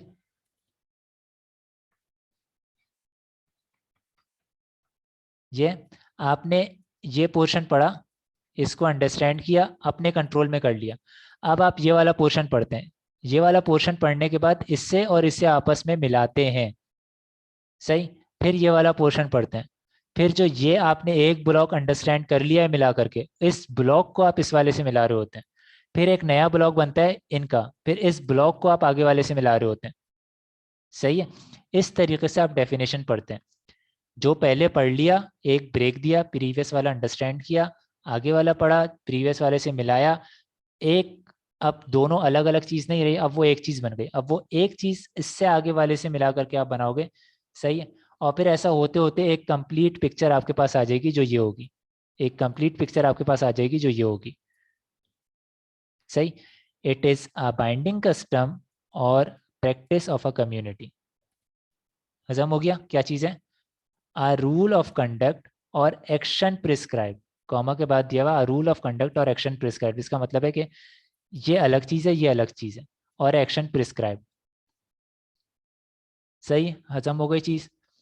और फॉर्मली रिकॉग्नाइज्ड, प्रिस्क्राइब्ड और formally recognised as binding. Formally recognised as binding, या तो बाइंडिंग हो फॉर्मली रिकॉग्नाइज किया गया एज बाइंडिंग, या formally recognised as enforce by a controlling authority. या तो बाइंडिंग ऐसे कंसिडर कर लिया है, बाइंडिंग कंसिडर करने का क्या होगा कि वो इन्फोर्सेबल होगा तभी बाइंडिंग कंसिडर किया जा रहा है। आगे जाकर को उन्होंने इस चीज़ को फर्दर एक्सप्लेन कर दिया कि enforce by a controlling authority, वो कंट्रोलिंग अथॉरिटी कोई भी हो। सही है। तो डेफिनेशन को, लॉ को पढ़ने का ये तरीका है, ब्रेक कर करके पढ़ेंगे, और ब्रेक करने के बाद जहाँ पे आप सेकंड कोई ब्लॉक जैसी आप उठा रहे हैं, तो फर्स्ट और सेकंड ब्लॉक मिला करके आपको एक ब्लॉक बना देना है। अब फर्स्ट और सेकंड अलग अलग नहीं रखना, वो एक ब्लॉक बन गया, अंडरस्टैंड, आप वो पूरा ब्लॉक कर चुके हो। अब उसे थर्ड ब्लॉक से मिलाओ। थर्ड ब्लॉक और जिससे पहले वाला ब्लॉक है वो मिला करके पूरा एक ब्लॉक आप बना चुके हो। अब वो जो नया ब्लॉक बना है उसे फोर्थ वाले से मिलाओ। लॉ पढ़ने का ये तरीका होता है। सही है। और हमेशा चीज़ों को ब्रेक करो पॉइंट्स में। अब इससे होगा क्या? पॉइंट्स में ब्रेक करने से, पॉइंट्स में ब्रेक करने से होता ही है कि आपको डेफिनेशन पूरी याद नहीं रहती। सही, बहुत बड़े बड़े लॉ के प्रोविजन, यानी आप ये समझ लो कि एक एक पेज का एक पैराग्राफ आता है या एक सेंटेंस आता है, ऐसा भी है लॉ में। लॉ पढ़ने आप जाते हैं तो एक एक पेज का एक सेंटेंस बना हुआ है, बहुत मुश्किल है उसे पढ़ना। लेकिन उसे पढ़ने का तरीका यही कि उसे आप ब्रेक करते हो, उसे ब्रेक करते हो, बार बार ब्रेक करते हो, अंडरस्टैंड करते हो। उसको पढ़ने का क्या तरीका है, उसे रिटेन करने का क्या तरीका? उसे रिटेन करने का तरीका है कि उसे आप बुलेट्स में हमेशा ब्रेक कर दो। ये हमने डेफिनेशन देखी, डेफिनेशन को हमने बुलेट्स बना दिए। ये हमने डेफिनेशन देखी थी, इसके भी हमने कुछ बुलेट्स बना दिए थे, 4 बुलेट्स में डिवाइड किया था उसे। अब हमारे पास कोई आइटम आ जाता है, हमें बोला जाता है डिफाइन करो, हम इन 5 बुलेट्स को पकड़ेंगे, मिलाएंगे, डेफिनेशन दे देंगे। अगर हमें कहीं पे अप्लाई करने को बोला जाता है तो हम उन 5 को एज क्राइटेरिया देखेंगे, और इस क्राइटेरिया को देखेंगे वहाँ पे मीट हो रहा है नहीं हो रहा, और अपनी एक्सप्लेनेशन दे देंगे, वजह बता देंगे क्या चीज़ है। सही। आई होप क्लियर हो गई होगी। शुरुआत में हम थोड़ा सा स्लो चलेंगे क्योंकि आप लोगों को लॉ पढ़ने की प्रैक्टिस नहीं है। अच्छा। अब ये जो पूरी चीज़ दी हुई है, ये एडिशनल मंजन वाली चीज़ है। सही है। एक चीज़ याद रखें, एक अच्छे लॉ की निशानी ये होती है, सोसाइटी में चेंजेस आते रहते हैं, बहुत सारे चेंजेस आते रहते हैं, हर डिफरेंट तरह के चेंजेस जो वो आ सकते हैं। एक लॉ, वो एक गुड लॉ की ये कैरेक्टरिस्टिक है कि वो फ्लेक्सिबल होता है, फ्लेक्सिबल अकॉर्डिंग टू सिस्टम होता है। सही है। कि उसमें अमेंडमेंट्स हो सकती हो। सही, जैसी नीड है उसके हिसाब से वो अमेंड हो सकता हो। सही। और अगर जितने वास्ट एरिया को वो कवर करे प्रिसाइज रहते हुए, उतना बेहतरीन लॉ है, उतनी बेहतरीन लैंग्वेज उसमें इस्तेमाल हुई है। बहुत ज़्यादा स्पेसिफिक कर देना किसी चीज़ को, चीज़ तो अच्छी है, स्पेसिफिक हो गई, लेकिन ये लॉ अच्छा नहीं है, क्योंकि ज़रा सा कोई चेंज आएगा ना, इसे चेंज करना पड़ जाएगा। तो अच्छा लॉ क्या है? अच्छा लॉ ये है कि जो फ्लेक्सिबल हो, जो ऐसी चीज़ें जो आज एग्जिस्ट नहीं करती लेकिन एक्सपेक्टेड है कि एग्जिस्ट कर सकती है, उन चीज़ों को भी वो कवर कर ले, उसमें एबिलिटी हो उन चीज़ों को भी कवर कर लेने की, प्लस वो कंसाइज भी हो। सही है। तो लॉ लिखना आसान काम नहीं होता। अब एक दफ़ा सिंपल ये पढ़ लेते हैं और देख लेते हैं। मैंने जो पूरा जस्ट था यहाँ पे लॉ के जितने पैराग्राफ्स दिए हुए इन सबका मैंने बता दिया। डेफिनेशन हमने बता दी, डेफिनेशन के पार्ट्स जो है वो डिफाइन बता दिए, कितने हिस्सों में जो है वो हम इस डेफिनेशन को डिवाइड कर सकते हैं। फिर अच्छे लॉ की निशानियां बता दी। इसके अलावा ये कि लॉ बेसिकली दो मेजर कैटेगरीज में डिवाइडेड है, सिविल और क्रिमिनल लॉ। सिविल और क्रिमिनल लॉ क्या होते हैं हम आगे देख लेते हैं। हमारे पास जो सिविल लॉ है इसकी एक ब्रांच है जो कि बिजनेस लॉ कहलाती है। बिजनेस लॉ क्या होता है ये भी हम देख लेते हैं। पहले हम इसे पढ़ लें। The whole human race is divided into different territories and all those territories has its own governing bodies। हर टेरिटरी की अपनी अलग गवर्निंग बॉडी है, लॉ मेकर्स हैं एंड लॉज हैं। सही। These laws may be conflicting among different territories. ऐसा हो सकता है कि डिफरेंट टेरिटरीज के दरमियान जो लॉज हैं वो एक दूसरे से कॉन्फ्लिक्ट करें। However within one territory all laws are presumed and made reconciled with each other. लेकिन एक टेरिटरी के अंडर में जितने भी लॉज हैं वो सारे के सारे एक दूसरे से रिकनसाइल्ड होते हैं। या तो रिकनसाइल उन्हें कर दिया जाता है या वो प्रिज्यूम किया जाते हैं कि वो रिकनसाइल्ड हैं। सही। कोई लॉ दूसरे से कॉन्फ्लिक्ट कर रहे हैं तो हम कॉन्फ्लिक्ट वाली पोजीशन हम नहीं लेते इंटरप्रेट करते हुए, हम ये देखते हैं कि दोनों लॉज हैं, दोनों लॉज अगर अपनी जगह पे सही है तो क्या पोजीशन निकल रही है, हमें वो पोजीशन देखनी है। इसका मतलब है दोनों लॉ वो पोजीशन डायरेक्ट कर रहे हैं, ये एक दूसरे से कॉन्फ्लिक्टिंग नहीं होंगे कभी भी। सही है। तो हम कभी भी लॉस को एक दूसरे से कॉन्फ्लिक्टिंग नहीं बनाते। ये लॉ की इंटरप्रिटेशन हमें पढ़ने में, प्रोविजंस पढ़ने में आसानी रहेगी जब हम ये वाली चीज़ हम अंडरस्टैंड करके लेके चल रहे होंगे। मतलब हमें अपेरेंटली लग रहा है कि दो लॉज एक ही चीज़ कॉन्फ्लिक्टिंग बोल रहे हैं। सही है। और वो दोनों लॉज भी हैं एक ही जगह के, एक ही टेरिटरी के हैं। तो हम क्या करेंगे, हम दोनों लॉज को थोड़ा पढ़ेंगे, उसका कंटेक्स्ट अंडरस्टैंड करेंगे और ये देखेंगे कि ऐसा कौन सा पॉइंट है जहां पे जो दोनों लॉज बोल रहे हैं वो कॉन्फ्लिक्टिंग ना हो। जहां पे दोनों लॉज जो भी बात बोल रहे हैं वो कॉन्फ्लिक्टिंग ना हो, हम उस सिनेरियो पे उन लॉज को अप्लाई करेंगे। या उस सिनेरियो पे अप्लाई करेंगे जहां पे कोई एक लॉ अप्लाई हो सकता है दूसरा वाला अप्लाई नहीं हो सकता। सही। या दूसरा अप्लाई हो सकता है पहला वाला अप्लाई नहीं हो सकता। हम कभी भी दो कॉन्फ्लिक्टिंग लॉज एज कॉन्फ्लिक्टिंग किसी पोजिशन पे अप्लाई नहीं करेंगे। सही है। या तो हम ऐसी पोजीशन पे अप्लाई करेंगे कि जिसपे दोनों रिकनसाइल हो, दोनों कॉन्फ्लिक्टिंग ना बन रहे हो, या हम ऐसी पोजीशन पे अप्लाई करेंगे जहां पे एक लॉ अप्लाई हो रहा हो दूसरा ना हो रहा हो। सही है। ये चीज़ हम आगे देख लेंगे, अंडरस्टैंड कर लेंगे, इसकी इतनी डिटेल में जाने की ज़रूरत नहीं है। जब हम प्रोविजंस पढ़ेंगे तो कुछ ना कुछ इस तरह का हमारे सामने आ ही जाएगा। It is a characteristic of good law that it is always flexible according to the needs of the changes in the society. Process of amendment in laws is always designed according to the governing system of the territory। सही। अच्छा, अब आपने ये चीज़ का अंदाज़ा लगाया होगा कि नाउ अब मैं जो भी चीज़ पढ़ रहा हूँ ना वो सिंपल इंग्लिश के स्टाइल में पढ़ रहा हूँ, मैं इसे अंडरस्टैंड करने के लिए ब्रेक करके नहीं पढ़ रहा। सही है। तो ये है नोट्स वाले चीज़, आपको एक्सट्रैक्ट करके नोट्स बना के दे दिए। ये वो चीज़ें जो कि एक्चुअल लॉ की टर्म्स कुछ यहाँ पे इस्तेमाल हो रही थी, इनको मैंने अलग तरीके से पढ़ा, इनको मैं अलग तरीके से पढ़ रहा हूँ। Law can broadly be classified into two categories to give it a clearer meaning, that is civil law, criminal law. Business law is a subcategory of civil law। अब देख लेते हैं बिजनेस लॉ क्या है। ये जो नोट्स आपको मिलेंगे ये नोट्स इनफ होंगे पास होने के लिए, आपको किसी फर्दर चीज़ की ज़रूरत नहीं है, ये मैं बता दूं। बिजनेस लॉ, बिजनेस लॉ क्या है? ऐसे तमाम लॉज, अगर मैं ऐसे जनरल बोलूं तो ऐसे तमाम लॉज जो कि बिजनेस के कंडक्ट में अप्लाई होते हों, बिजनेस के कंडक्ट को रेगुलेट करते हों, वो बिजनेस लॉज कहलाते हैं। अब बिजनेस के कंडक्ट को रेगुलेट करने वाले लॉज डिफरेंट हो सकते हैं।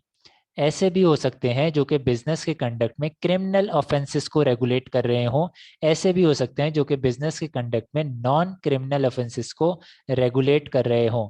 एंटी मनी लॉन्ड्रिंग का लॉ, इसमें जो अगर आप मनी लॉन्ड्रिंग की तरफ या टेररिस्ट फाइनेंसिंग की तरफ आइडेंटिफाई कोई बिजनेस किया जाता है तो ये क्रिमिनल एक्टिविटी है। सही है, ये क्रिमिनल एक्टिविटी है। तो क्या एंटी मनी लॉन्ड्रिंग लॉ ये आपका बिजनेस लॉ कहलाता है या नहीं कहलाता? दूसरा, कॉन्ट्रैक्ट एक्ट, ये आपके बिजनेस में जो डिफरेंट कॉन्ट्रैक्ट्स आप करते हैं उनको रेगुलेट करता है, आपके आपसी कंडक्ट को रेगुलेट करता है। तो क्या ये बिजनेस लॉ है या नहीं है? बिजनेस लॉ के बारे में जो हमने अंडरस्टैंड किया, एक जनरल अंडरस्टैंडिंग ली, वो क्या ली? वो ये ली कि बिजनेस जो है बिजनेस के कंडक्ट को रेगुलेट करने वाले तमाम लॉज बिजनेस लॉ कहलाते हैं। सही। अब एंटी मनी लॉन्ड्रिंग की हमने एक एग्जांपल ली और एक कॉन्ट्रैक्ट एक्ट की एग्जांपल ली, तो क्या दोनों बिजनेस लॉ है? यस, दोनों बिजनेस लॉ हैं, दोनों बिजनेस लॉ कहलाएंगे। एक क्वेश्चन और आया जहन में, अगर के एंटी मनी लॉन्ड्रिंग वाला बिजनेस लॉ है तो वो तो क्रिमिनल एक्टिविटी को लेकर के चल रहा है, वो क्या वो क्रिमिनल लॉ नहीं है? हमने तो बोला था कि बिजनेस लॉ इज अ सब कैटेगरी ऑफ सिविल लॉ, हमने क्रिमिनल लॉ तो नहीं बोला था, और अब आप बोल रहे हैं कि क्रिमिनल लॉ जो है वो बिजनेस लॉ बन गया। सही है। हमने तो यहाँ पे दोबारा एक कॉन्फ्लिक्टिंग बात कर दी।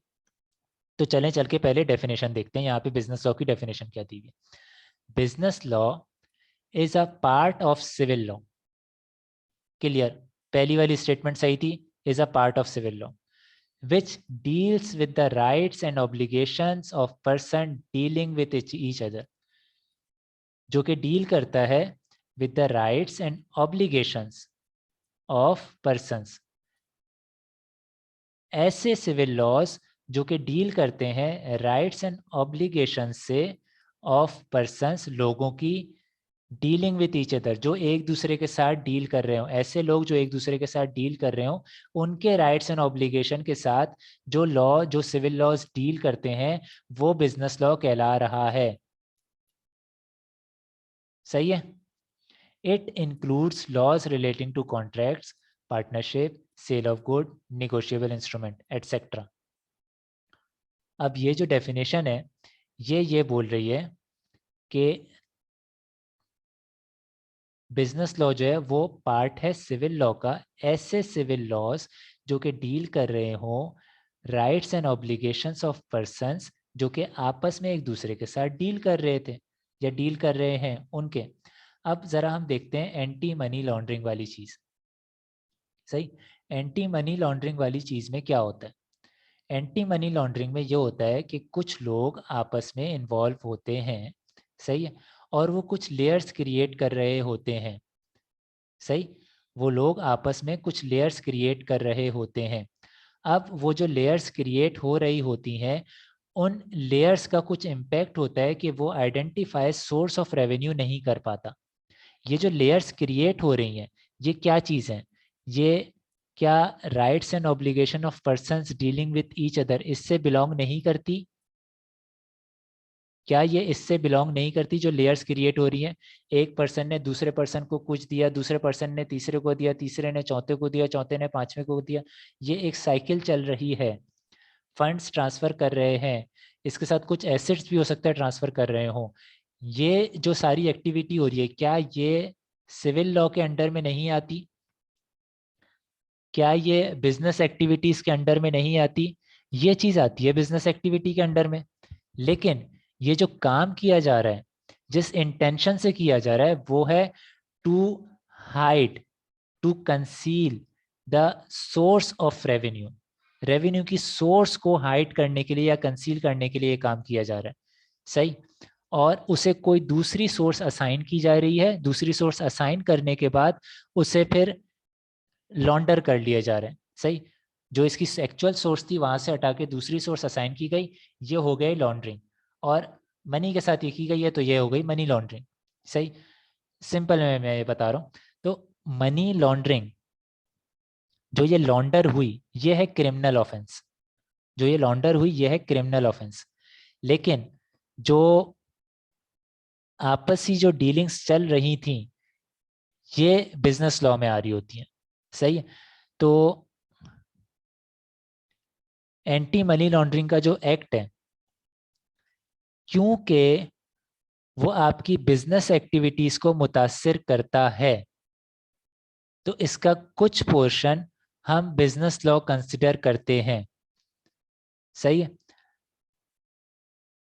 ये वो सरकमस्टांसेस हैं जिसमें पर्सन दो डिफरेंट सेट ऑफ लॉज के अंडर में ट्रायल किया जा सकता है। पहला, कोई सिविल लॉ होगा जिसमें एक पर्सन दूसरे से कोई कंपनसेशन ले रहा होगा, सही है। दूसरा, क्रिमिनल लॉ होगा जिसमें स्टेट एक पर्सन को किसी एक्शन की वजह से प्रोसीडिंग्स में लेकर के गई है सही है। तो एक चीज हमें अंडरस्टैंड हुई कि एक है प्योर बिजनेस लॉ, जो कि टोटल लॉ बिजनेस से ही बिलोंग करते हैं, वो सिविल लॉज ही होंगे। कंप्लीटली अगर कुछ है तो वो सिविल लॉज ही होंगे, सही। कुछ ऐसा पोर्शन भी आता है जो कि बिजनेस एक्टिविटी का तो पार्ट है, सही है, लेकिन उस पे क्रिमिनल लॉज भी अप्लाई हो जाते हैं। बिजनेस एक्टिविटी का तो पार्ट है लेकिन उस पे क्रिमिनल लॉज भी अप्लाई हो जाते हैं।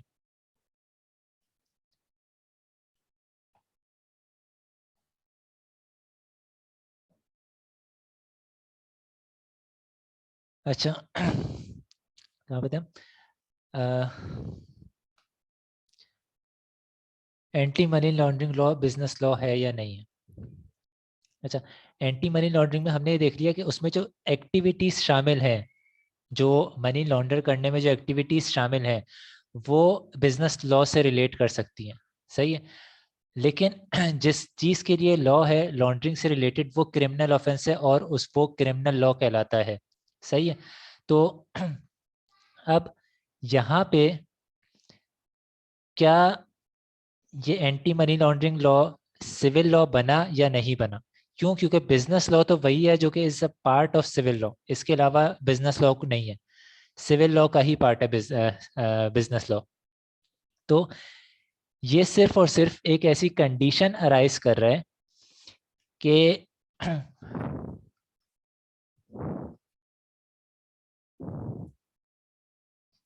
बिजनेस लॉ जो कि सिविल लॉ है और ये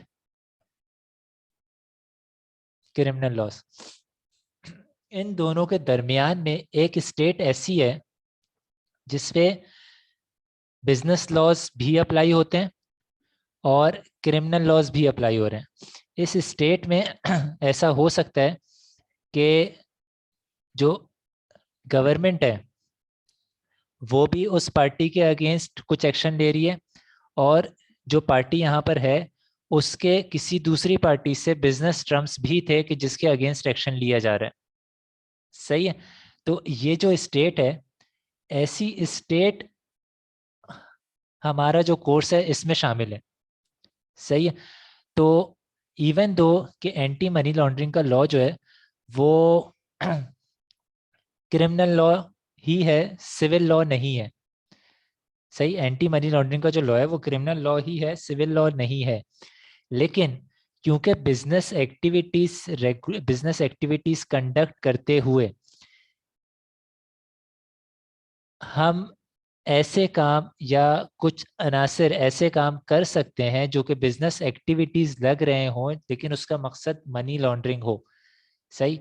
तो उसको कैसे डील किया जाए, उसको हम कैसे, उन चीज़ों से हमें दूर रहना है उसकी अंडरस्टैंडिंग हमें होनी चाहिए, सही है।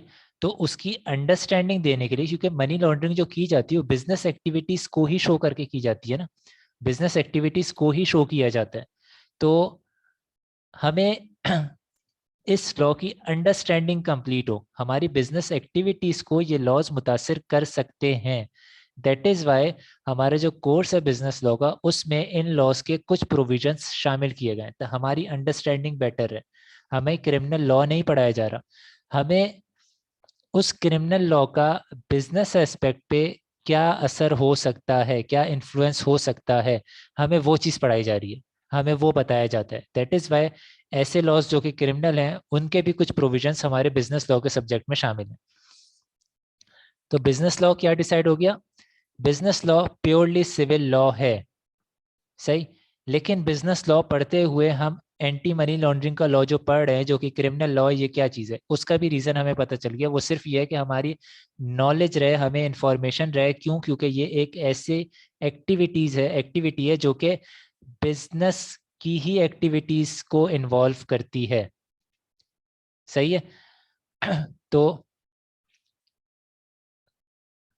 हमें पता रहे कि हमें क्या काम करना है, क्या काम नहीं करना, और किस तरीके से क्रिमिनल प्रोविजंस जो हैं वो एक्टिव हो जाएंगे हमारे या किसी के अगेंस्ट। सही है। तो बिजनेस लॉ क्या हो गया? Is a part of civil law which deals with the rights and obligation of persons dealing with each other। Simple सी डेफिनेशन है, ऐसा सिविल लॉ जो कि राइट्स एंड ऑब्लिगेशंस से डील करता है उन पर्सन्स की जो कि एक दूसरे के साथ डील कर रहे हैं। सही है। ये बिजनेस लॉ है। उसकी आगे कुछ एग्जांपल्स दे दी। सिविल लॉ क्या है? Civil law regulates the right and obligation between persons dealing with each other.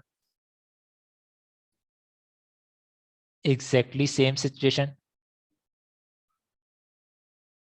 यही चीज हम ऊपर पढ़ के आए। Business law is a part of civil law, बस ये एक एडिशन है, is a part of civil law, deals with the rights and obligation of persons dealing with each other। Law regulates the rights and obligation between persons dealing with each other। Similar same चीज है। हो सकता है आगे जाकर के हमें कोई दूसरी बात मालूम हो जाए, देखते हैं। The person whose rights have been affected can claim a remedy from the wrong doers. अब बाकी जो है वो फिर इस सिविल लॉ के बारे में कुछ चीज़ें बताई जा रही हैं। अब इस चीज़ को, बिजनेस और सिविल लॉ को थोड़ा सा डिस्टिंग्विश हम कैसे कर सकते हैं? बात तो सही है कि civil law regulates the rights and obligation between persons dealing with each other, ये सिविल लॉ है। इसमें बिजनेस एस्पेक्ट, अगर इन डीलिंग्स में हम बिजनेस एस्पेक्ट्स इंट्रोड्यूस कर दें, अगर वो ट्रेड के लिए ये या कोई मर्केंटाइल एक्टिविटी के लिए या कोई बिजनेस एक्टिविटी के लिए ये पर्सन्स आपस में डील कर रहे हैं, और उन एक्टिविटीज़ को जो लॉज रेगुलेट करते हैं वो एक्टिविटीज़ बिजनेस लॉ कहलाएंगी। सही है, वो लॉज बिजनेस लॉज कहलाएंगे। सही। तो यहाँ पे ओवरऑल राइट्स एंड ऑब्लिगेशन की बात है सिविल लॉ में, यहाँ पे सिर्फ और सिर्फ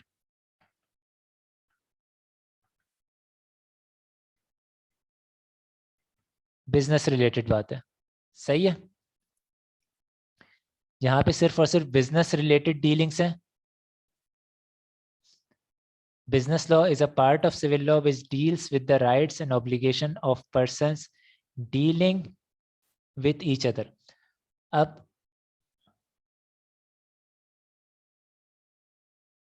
dealing for trade or any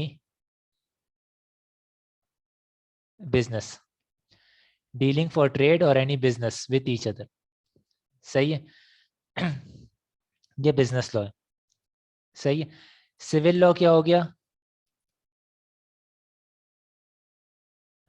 simple definition यहाँ पे दी हुई है, बिजनेस एस्पेक्ट को अगर निकाल दें तो वो सिविल लॉ हो जाएगा। सही है।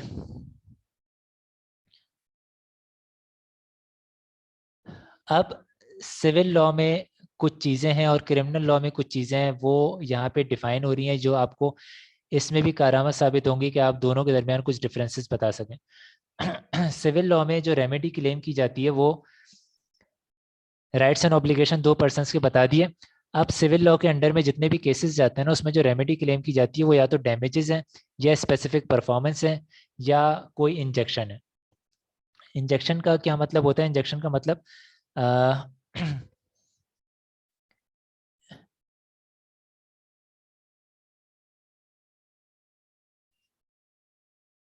ये पेन फिर से मसला कर रहा है।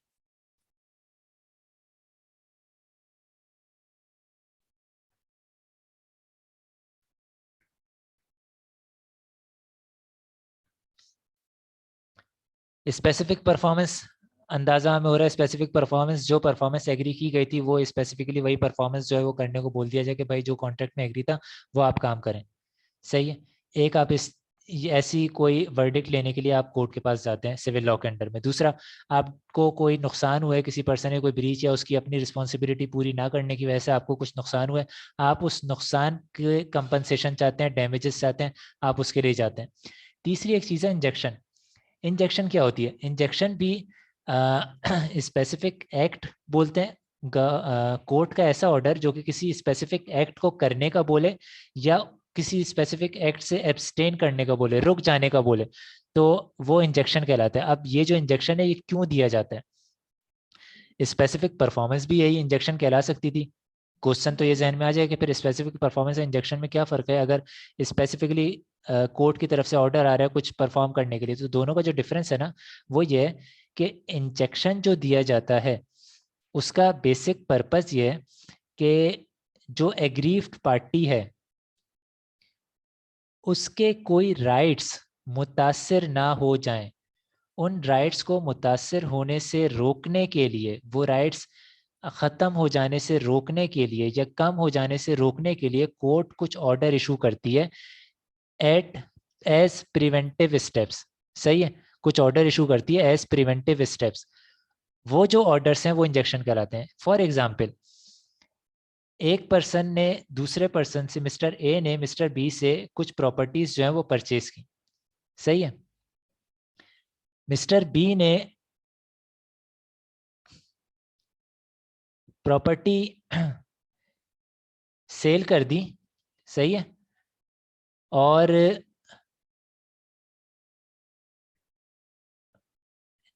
तमाम कंप्लीट प्रोसीड्स तो रिसीव कर ली, लेकिन उस प्रॉपर्टी पे किसी दूसरे का टाइटल इस्टेब्लिश कर दिया। सही है, यानी मिस्टर ए को भी उसने सेल आउट की और मिस्टर बी ने मिस्टर सी को भी सेल आउट कर दी। सही, अब मिस्टर ए जो है वो कोर्ट में चले गए। मिस्टर बी ने जो सी को सेल आउट की थी वो सेल अभी रजिस्टर नहीं हुई। सही, लेकिन अगर सी को टाइम मिल जाता है तो ये सेल रजिस्टर हो जाएगी। और सी जो है, ये प्रॉपर्टी अगर बी और सी दोनों ने मिल करके ये काम किया है तो सी ये प्रॉपर्टी किसी मिस्टर डी को दे करके एक और टाइटल इन्वॉल्व कर देगा। अब डी जो कि इनोसेंट फेथ में, गुड फेथ में यहाँ पर आकर के उसने डीलिंग कर रहा है, उस पर्सन के राइट्स ही मुतासर हो सकते हैं। तो ऐसे में कोर्ट क्या करती है, कोर्ट ये करेगी जैसी केस इसके पास आएगा तो कोर्ट ये देखेगी कि ऐसा पॉसिबल है कि अगर डिसीजन का वेट किया जाए तो ऐसा पॉसिबल है कि मिस्टर, हो सकता है मिस्टर सी इनोसेंट हो सकता है मिस्टर ए इनोसेंट हो, कोई भी पर्सन हो सकता है मिस्टर बी इनोसेंट हो। Outcome what ever the outcome is, सबके इंटरेस्ट को प्रोटेक्ट करने का तरीका क्या है? वो ये है कि अगर इस केस की आउटकम में कुछ टाइम लगना है, उस टाइम के दौरान अगर ये प्रॉपर्टी दोबारा किसी ने सेल आउट कर दी, सही, तो किसी का इंटरेस्ट हार्म हो सकता है। तो ऐसे में इस प्रॉपर्टी की सेल को कोर्ट जो है वो ऑर्डर करके रोक देगी कि जिसका जो टाइटल जहां पर है वैसे ही रुक जाएगा, ये प्रॉपर्टी किसी के नाम पे रजिस्टर्ड नहीं होगी, ये एज इट इज रुक गई जब तक कि केस डिसाइड नहीं होता। अब ये जो उसने ऑर्डर दिया है स्पेसिफिक एक्शन का या किसी एक्शन से रुकने का, यहाँ पे उसने एक्शन से रुकने का ऑर्डर दिया, ट्रांसफर से रुकने का ऑर्डर दिया, इस एक्शन से जो रुकने का ऑर्डर दिया है इसे भी इंजेक्शन, इसे इंजेक्शन कहते हैं। सही, स्पेसिफिक परफॉर्मेंस क्या होती, वो ये होती कि मिस्टर बी ने मिस्टर ए से जो है वो, सॉरी, मिस्टर ए ने बी से जो है वो कोई प्रॉपर्टी परचेज की, ए ने टोटल पेमेंट कर दी, बी वो प्रॉपर्टी ट्रांसफर नहीं कर रहा। सही, तो वो जो प्रॉपर्टी ट्रांसफर नहीं कर रहा है, कोर्ट उसे ये ऑर्डर देगी कि वो ये प्रॉपर्टी ट्रांसफर करे, बी को ये ऑर्डर देगी कि वो प्रॉपर्टी ट्रांसफर करे। ये स्पेसिफिक परफॉर्मेंस है, जो परफॉर्मेंस रिक्वायर्ड थी वो पर उस परफॉर्मेंस के लिए ऑर्डर दिया गया कि ये काम करे। ये ऑर्डर बाद में आएगा जब केस रिजॉल्व हो जाता है। इंजेक्शन हमेशा यूजुअली जब केस चल रहा होता है तो at initial step as preventive step allow की जाती है। सही है, आपको बोला जाता है कि आप ये काम करो या ये इस काम से रुक जाओ, दोनों में से कुछ भी आपको बोला जाएगा। यहाँ पे जो एग्जाम्पल हमने दी वहाँ पे आपको रजिस्ट्रेशन से रोका गया हर पार्टी को कि लैंड का जो स्टेटस जहाँ पे वैसा का वैसे ही रुक जाए, कोई पर्सन कुछ नहीं करेगा। सही है, ये इंजेक्शन कहलाता है। क्लियर हो गए? The person whose right have been affected can claim a remedy from wrong doers. Under the proceeding under civil law, ये बात हमारी हो चुकी। The court does not punish the wrong doer. Civil law में punishment का कोई concept नहीं है, सिविल लॉ में डैमेजेस का कॉन्सेप्ट है। सिविल लॉ में पनिशमेंट का कॉन्सेप्ट नहीं है कि कोई एक्शन करने की वजह से आपको पनिश किया जाएगा, आपको पिनलाइज किया जाएगा, ऐसा नहीं है। सिविल लॉ में आपने कोई एक्शन किया था जिससे कोई दूसरा पर्सन हार्म हुआ, आपने कोई एक्शन किया था या किसी एक्शन से रुके थे जिससे दूसरा पर्सन हार्म हुआ, दूसरे पर्सन को डैमेजेस हुए, तो जो डैमेजेस हुए हैं वो क्लेम किए जा सकते हैं। मतलब क्या है? मतलब ये कि सिविल लॉ के प्रोविजंस को कोर्ट में लेकर के जाने से पहले हर हालत में किसी ना किसी पर्सन का कुछ ना कुछ नुकसान होना ज़रूरी है। जब डैमेज होगा तभी वो डैमेजेस क्लेम किए जाएंगे, जब डैमेज नहीं होगा तो वो डैमेजेस क्लेम नहीं हो सकते। या तो आपके डैमेजेस हुए हो तो डैमेजेस क्लेम करने जा रहे हो, या कोई एक्ट हो गया, स्पेसिफिक परफॉर्मेंस नहीं होनी थी, ब्रीच हो गया, सही है, अब आप वो इस स्पेसिफिक परफॉर्मेंस के लिए आप कोर्ट में जा रहे हो कि नहीं ये काम होना चाहिए, सही, आप इसके लिए जा रहे हो। आप जो पार्टी है ना जिसने रॉन्ग, किसी ने जो गलत काम किया है, उस पार्टी को पनिशमेंट नहीं दी जाएगी, सही। सिविल लॉ में क्या है? पहला तो ये कि बेसिकली ये रेमेडी क्लेम करने के लिए आप ये केस फाइल कर सकते हैं सिविल लॉ के अंडर में, आप किसी को पनिश करवाने के लिए केस फाइल नहीं कर सकते।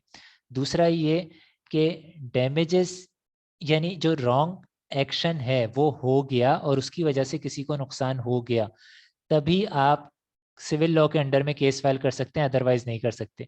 डैमेजेस उसी वक्त मिलेंगे जब एक्चुअल डैमेज हुआ होगा, तभी डैमेजेस मिलेंगे। स्पेसिफिक परफॉर्मेंस नहीं हो रही होगी तभी स्पेसिफिक परफॉर्मेंस का मिलेगा, सही है। इंजेक्शन कोर्ट अपनी डिस्क्रिशन पे अलाउ करती है।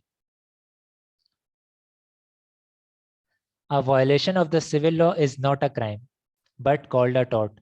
ये सिंपल सा सेंटेंस है, कोई ऐसी बड़ी चीज़ नहीं है। सिविल लॉ के अंडर में अगर आपने कोई वायलेशन की है तो वो क्राइम नहीं कहलाएगा। हाँ, अब आपने सिविल लॉ के अंडर में कोई वायलेशन की थी, आपसे बोला गया कि आप स्पेसिफिक परफॉर्मेंस करें, वो वायलेशन आप ख़त्म करें और स्पेसिफिकली वो एक्शन परफॉर्म करें जो आपसे रिक्वायर्ड था, आपने वो कोर्ट का ऑर्डर आ जाने के बावजूद वो एक्शन परफॉर्म नहीं किया। नाउ आपने एक ऐसा ऑफेंस किया है जो कि सिविल में नहीं आता, आपने कोर्ट की नहीं मानी है, आपने कोर्ट का कंटेम्प्ट कर दिया है, सही है। कोर्ट ने जो ऑर्डर दिए थे आप वो नहीं मान रहे, सही है। तो कोर्ट के ऑर्डर से पहले पहले तक ये सिविल था, कोर्ट का ऑर्डर आ गया, अब आप नहीं मान रहे तो ये क्रिमिनल वाली चीज हो जाएगी। The person who has suffered any damage and filed for compensation is called plaintiff, whereas the person who against whom the claim was made is called defendant. यानी यहाँ पे जो लिखा जाता है वो है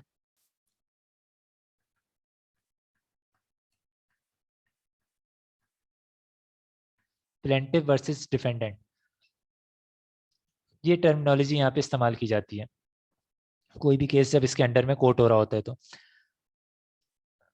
ये बात ऑलरेडी बता दी, only the harm cost can be claimed and nothing in addition is granted, सही। Defendant will be held liable when the claimant can prove the wrong on the balance of probabilities.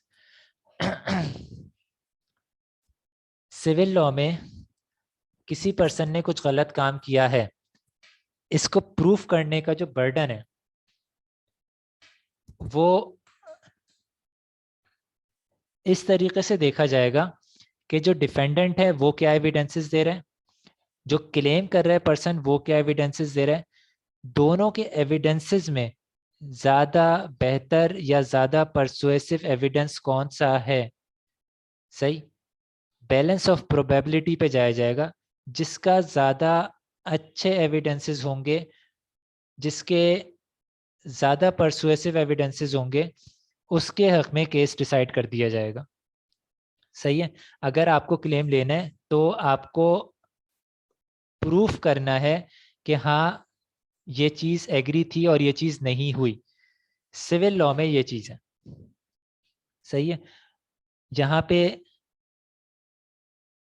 जो claim करने वाला है उसने कुछ evidences दिए, जो defend करने वाला है वो कोई एविडेंस दे ही नहीं पाया अपनी फेवर में, तो साफ सी बात है ये चीज जो क्लेम कर रहा है उसके फेवर में डिसाइड हो जाएगी।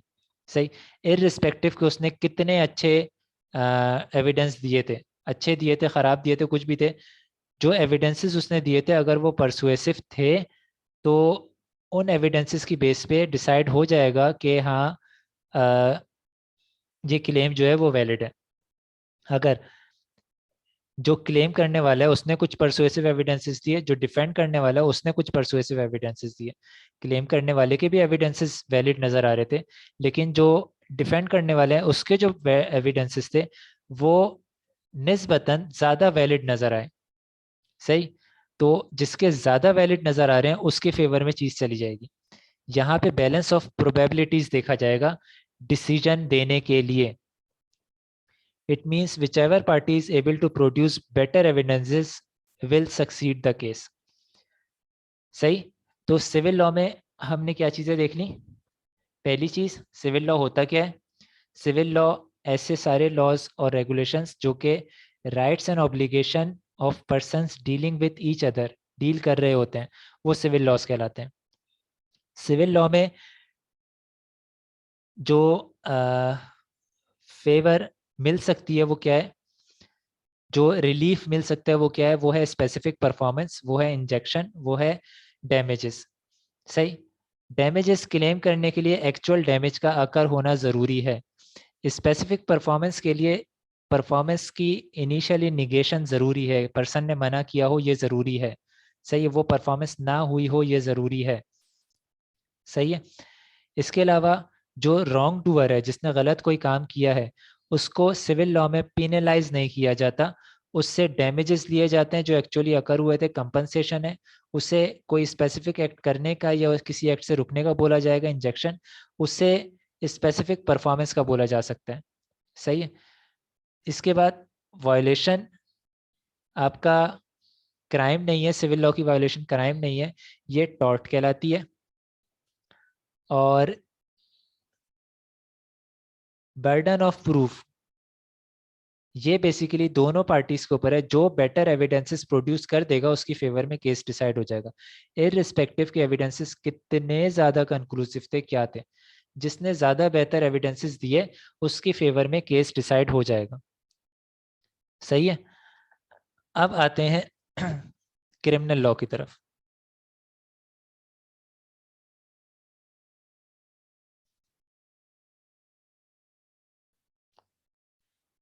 क्रिमिनल लॉ क्या है? Is a system of laws, system हम पहले अंडरस्टैंड कर चुके हैं, system of laws concern with the punishment of individuals who commit crime, whereas crime is any act or omission that is described as crime under the Pakistan Penal Code 1860. Criminal law एक ऐसे system of law है जो कि punishment of individual को focus करता है। सही है, वो पनिशमेंट ऑफ इंडिविजुअल्स डिसाइड करता है, यानी क्रिमिनल लॉ का मकसद ही पनिश करना है। क्रिमिनल लॉ का मकसद इक्विटी नहीं है, क्रिमिनल लॉ का मकसद ये नहीं है कि किसी को इंसाफ दिलाया जाए, क्रिमिनल लॉ का मकसद है किसी को पनिश करना, पनिश किया जाए किसी को। सही है, किसको पनिश किया जाए? हु कमिट क्राइम्स, जिस पर्सन ने क्राइम कमिट किया है। अब इसका क्या मतलब है? इसका मतलब ये है कि किसी ने क्राइम कमिट किया, इररिस्पेक्टिव के लॉस हुआ या नहीं हुआ, इररिस्पेक्टिव के किसी को नुकसान हुआ या नहीं हुआ, पर्सन को पनिश किया जाएगा। क्राइम जिसने कमिट किया, इररिस्पेक्टिव के उस क्राइम से किसी को लॉस हुआ या नहीं हुआ, अगर उसने क्राइम कमिट किया है तो उसे पनिश किया जाएगा। क्रिमिनल लॉ में ये चीज याद रखिएगा, क्रिमिनल लॉ में पनिशमेंट जो है वो है on commitment of crime, crime के सोचने में पनिशमेंट नहीं है, किसी का नुकसान होने पे पनिशमेंट नहीं है, क्राइम के कमिट करने पे पनिशमेंट है। क्राइम कमिट हो गया, पनिशमेंट है। सही, अब क्राइम क्या है? क्राइम हर वो एक्शन या ओमिशन है जो कि डिस्क्राइब की गई है as crime under Pakistan penal code, Pakistan penal code में उसे एज क्राइम डिस्क्राइब किया गया। सही है, वो क्राइम है। ये चीज क्लियर हो गई। सिविल लॉ में क्या था? सिविल लॉ में था 2 पर्सन जो कि आपस में डील कर रहे हैं, उनकी राइट्स एंड ऑब्लिगेशन को रेगुलेट कर रहा था सिविल लॉ। अब उनकी राइट्स एंड ऑब्लिगेशन एक दूसरे से मुतासिर हुई, वो कोर्ट में जाते हैं, कोर्ट ये देखता है कि डैमेजेस हुए या नहीं हुए। सही, कोर्ट ये देखता है स्पेसिफिक परफॉर्मेंस देनी चाहिए नहीं देनी चाहिए, कोर्ट ये देखता है इंजेक्शन अप्रोप्रिएट है नहीं है, वो ये देखता है। वो कंपनसेशन की बात करता है कोर्ट, राइट्स को प्रोटेक्ट करने की बात करता है, डैमेजेस को फुलफिल करने की बात करता है, डैमेजेस को क्या बोलेंगे इसे, रेक्टिफाई करने की बात करता है। सही है। सिविल लॉ ये बात कर रहे हैं, क्रिमिनल लॉ क्या बात कर रहे हैं, क्रिमिनल लॉ को कोई कंसर्न नहीं है किसका नुकसान हो रहा है किसका नहीं हो रहा। सही, उसे कोई कंसर्न नहीं है। इसका कंसर्न सिर्फ ये है कि उसने कुछ एक्शंस और कुछ ओमिशंस डिस्क्राइब किए हुए एज क्राइम, ये क्राइम है। अगर वो एक्शन या ओमिशन हुआ, क्राइम कमिट हुआ, तो इसका काम है उसे पनिश करना। क्रिमिनल लॉ पनिशमेंट के लिए, सिविल लॉ पनिशमेंट के लिए नहीं है। Civil law restoration of rights के लिए, राइट्स रीस्टोर करता है। सही, वो जिसका जो राइट है उसको वो राइट दिलाता है, उसे कंपनसेट करता है। सही, लोगों के राइट प्रोटेक्ट करता है civil law. Criminal law right protect नहीं करता, criminal law restoration of right नहीं है, क्रिमिनल लॉ डैमेजेस नहीं देता। क्रिमिनल लॉ क्या करता है, क्रिमिनल लॉ बोलता है ये क्राइम इसने कमिट किया है, अगर क्राइम कमिट किया है तो लॉ में ये उसकी पनिशमेंट है, उसे पनिशमेंट मिलनी है, दैट्स इट। सही है, क्रिमिनल लॉ पनिशमेंट देता है on commitment of crime, irrespective कोई लॉस हुआ या नहीं हुआ। अटेम्प्ट टू सुसाइड, किसी का कोई लॉस नहीं है। अटेम्प्ट टू सुसाइड किसी का कोई लॉस नहीं है। माँ बाप के कुछ पैसे जो हैं वो ज़ाया हो जाते हैं हॉस्पिटल में, या इंश्योरेंस कंपनी के कुछ पैसे जो है वो लग जाएंगे। सही है, वैसे तो अटेम्प्ट टू सुसाइड पे इंश्योरेंस कंपनी कभी भी जो है वो आपको नहीं कंपनसेट करेगी, माँ बाप के ही पैसे लग रहे होंगे। सही है, और जो इस काम के लिए जा रहा है वो, मेरा नहीं ख्याल कि उसके पास इतने पैसे होंगे। खैर, ये मजाक की चीज़ नहीं है।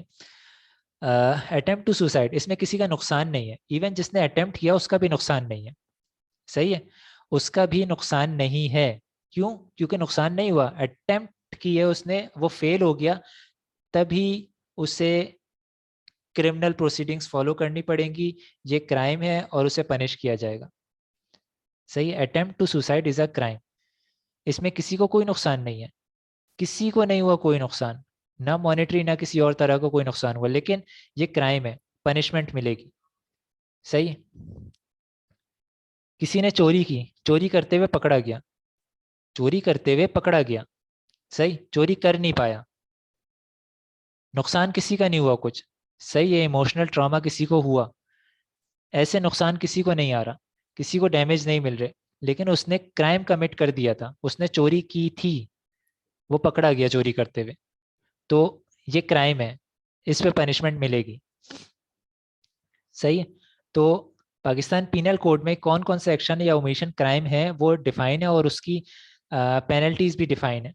सही है, कुछ डिफरेंट अदर लॉज भी आ गए, जैसे हमारे कोर्स में एक एंटी मनी लॉन्ड्रिंग को मैं बार बार एग्जांपल दूंगा क्योंकि वो हमारे कोर्स में, उसमें भी कुछ जो एंटी मनी लॉन्ड्रिंग जो है लॉ, इसमें मनी लॉन्ड्रिंग क्राइम है। सही, इसकी पनिशमेंट अलग से दी हुई है, तो वो भी पनिश किया जाएगा, वो भी क्रिमिनल एक्टिविटी है। और इवन दो कि किसी को कोई नुकसान ना हुआ, अगर नहीं हुआ किसी को कोई नुकसान ना हुआ, लेकिन ये क्राइम है और ये पनिशमेंट इसकी मिलेगी। सही, ये चीज़ क्लियर हो गई, सिविल लॉ और क्रिमिनल लॉ वाली चीज़। Civil law restoration of rights and obligation है। सही, रीस्टोरेशन ऑफ डैमेजेस है बेसिकली। सही है, आपस में एक दूसरे के जो राइट्स एंड ऑब्लिगेशन है उससे डील करते हैं। क्रिमिनल लॉ सिंपल, इसका कहना है on commitment of crime there is a penalty और देयर इज अ पनिशमेंट, और वो पनिशमेंट आपको देनी है। सही, क्राइम क्या है वो डिफाइन हो गया, बस क्रिमिनल लॉ ये है सीधा। Criminal law is concern with conduct that is considered so undesirable, ये आपकी स्टडी टेक्स्ट की चीज है, that is considered so undesirable that the state punishes person who transgress, जिसने कोई गलत काम किया है, अपनी लिमिट्स क्रॉस की हैं। सही, उस पर्सन को स्टेट पनिश करती है। ये इतना अनडिजायरेबल एक्ट कंसिडर किया जाता है कि आपने किसी के भी खिलाफ वो काम किया हो, स्टेट आपको पनिश करती है। सही, वो पर्सन आपको पनिशमेंट की तरफ लेके नहीं जाता, स्टेट आपके प्लेंटिफ होती है। स्टेट ने केस फाइल किया होता है, स्टेट वर्सेस पर्सन ये केस फाइल होता है, और कोर्ट जो है वो डिसाइड कर रही होती है। तो ये कोई अगर क्रिमिनल एक्टिविटी है तो उसमें यूजुअली स्टेट पार्टी होती है। सही, criminal law is always describe three interlinked matter that are, criminal laws जो है वो ये तीन मैटर्स हमेशा डिस्क्राइब करेंगे। कौन कौन से? Defining the conduct prohibited by law, वो कंडक्ट डिफाइन करेंगे, वो कंडक्ट जो कि लॉ ने रोका है उसको डिफाइन करेंगे, किस चीज़ को लॉ जो है वो मना कर रहा है करने से। तो वो जो चीज़ है वो बेसिकली क्राइम है, लॉ ने मना किया है करने से, against the community at large. Defining the conduct prohibited by law जो कि क्राइम कहलाता है against the community at large, ये चीज़ डिफाइन करेगा। सबसे पहले वो डिफाइन करेगा क्राइम क्या है। उसके बाद regulating how suspects are investigated charged and tried, वो ये बताएगा कि अगर किसी पर्सन ने ये काम किया है, आपको अगर उसके ऊपर कोई सस्पेक्ट है, तो आप किस तरीके से प्रोसीडिंग्स करेंगे, आप किस तरीके से उसे इन्वेस्टिगेट करेंगे, किस तरीके से चार्ज करेंगे, कैसे ट्राई किया जाएगा उसे, ट्रायल उसका कैसे किया जाएगा। इसके बाद वो ये बताता है कि अगर कन्विक्शन हो जाती है तो पनिशमेंट क्या है। सही है, कन्विक्शन अगर हो जाती है तो पनिशमेंट क्या है। ये तीन चीजें बताएगा, पहले वो क्राइम को डिफाइन करेगा, फिर बताएगा कि प्रोसेस क्या होगा ये देखने के लिए कि हाँ भाई क्राइम हुआ है या नहीं हुआ है। सही, फिर उसके बाद वो बताएगा अगर कन्विक्शन हो गई है तो कन्विक्शन के बाद पनिशमेंट क्या है। सही, और यहाँ पे एक मजे की चीज है, यहाँ पे जो एक्शंस है ना, क्राइम उन चीजों को बोला जाता है जो अगेंस्ट हो सोसाइटी के एज अ होल, सोसाइटी के अगेंस्ट है बेसिकली वो।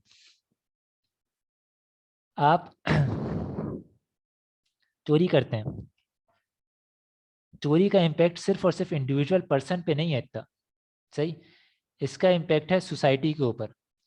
आप किसी भी पर्सन के पास से करते हो, आप सिंपल उस पर्सन से नहीं जिससे आप कोई डीलिंग कर रहे हैं, आप उसके पास जाकर ये काम करें। ये जो एक्शन है, ये जो लर्निंग है थेफ्ट की या रॉबरी की, ये फिर आप आम हो रही है। सही, आप किसी के साथ भी करते हैं, किसी भी अननोन के साथ कर रहे होते हैं, ये आप सोसाइटी के अगेंस्ट काम कर रहे हैं।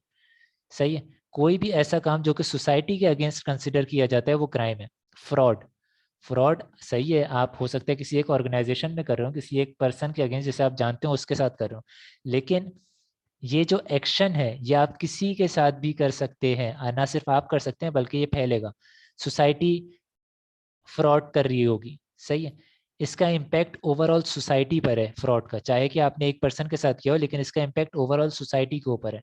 नाउ ये एक क्रिमिनल एक्टिविटी कंसिडर की जाएगी। सही, इवन दो के फ्रॉड आपके नॉर्मल जो आपके सिविल लॉज हैं उसमें भी फ्रॉड की टर्म्स इस्तेमाल हुई हैं। सही, उसमें भी फ्रॉड्स होते हैं, लेकिन फ्रॉड क्रिमिनल भी हो सकते हैं, फ्रॉड आपके सिविल लॉ के अंडर में भी आ सकते हैं। सही है, सिविल लॉ में क्या फ्रॉड आ रहे होंगे वो देख लेंगे। फिलहाल कोई भी ऐसी एक्टिविटी जो कि against a society as a whole consider की जाएगी, वो यूजुअली क्रिमिनल एक्टिविटी डिफाइन कर दी गई है। Murder, violence, terrorism, theft, robbery, ये सारी एग्जाम्पल हैं एक्टिविटीज अगेंस्ट सोसाइटी की। सही, लीगल एक्शन में ब्रॉट बाय स्टेट ऑलरेडी पढ़ लिया हमने, against individual who are accused of being in breach of the criminal law, it is the responsibility of the state and not private individual to bring these legal action in criminal trials। अगर state को पता है तो state की responsibility है कि इसे आपकी क्रिमिनल ट्रायल्स में लेकर की जाए। इस चीज़ को कोई इंडिविजुअल पर्सन की रिस्पॉन्सिबिलिटी नहीं है जो कि इम्पैक्ट हुआ है कि वो इस चीज़ को क्रिमिनल ट्रायल्स के लिए लेकर के जाए। In criminal case the party who prosecute case is called prosecutor, यानी स्टेट की जगह पे जो वर्ड है वो प्रोसिक्यूटर का इस्तेमाल हो रहा होगा। And the person against whom case was initiated is called accused. Prosecutor versus accused है यहाँ पे। ऊपर क्या था? ऊपर था plaintiff versus defendant. Civil law में plaintiff versus defendant,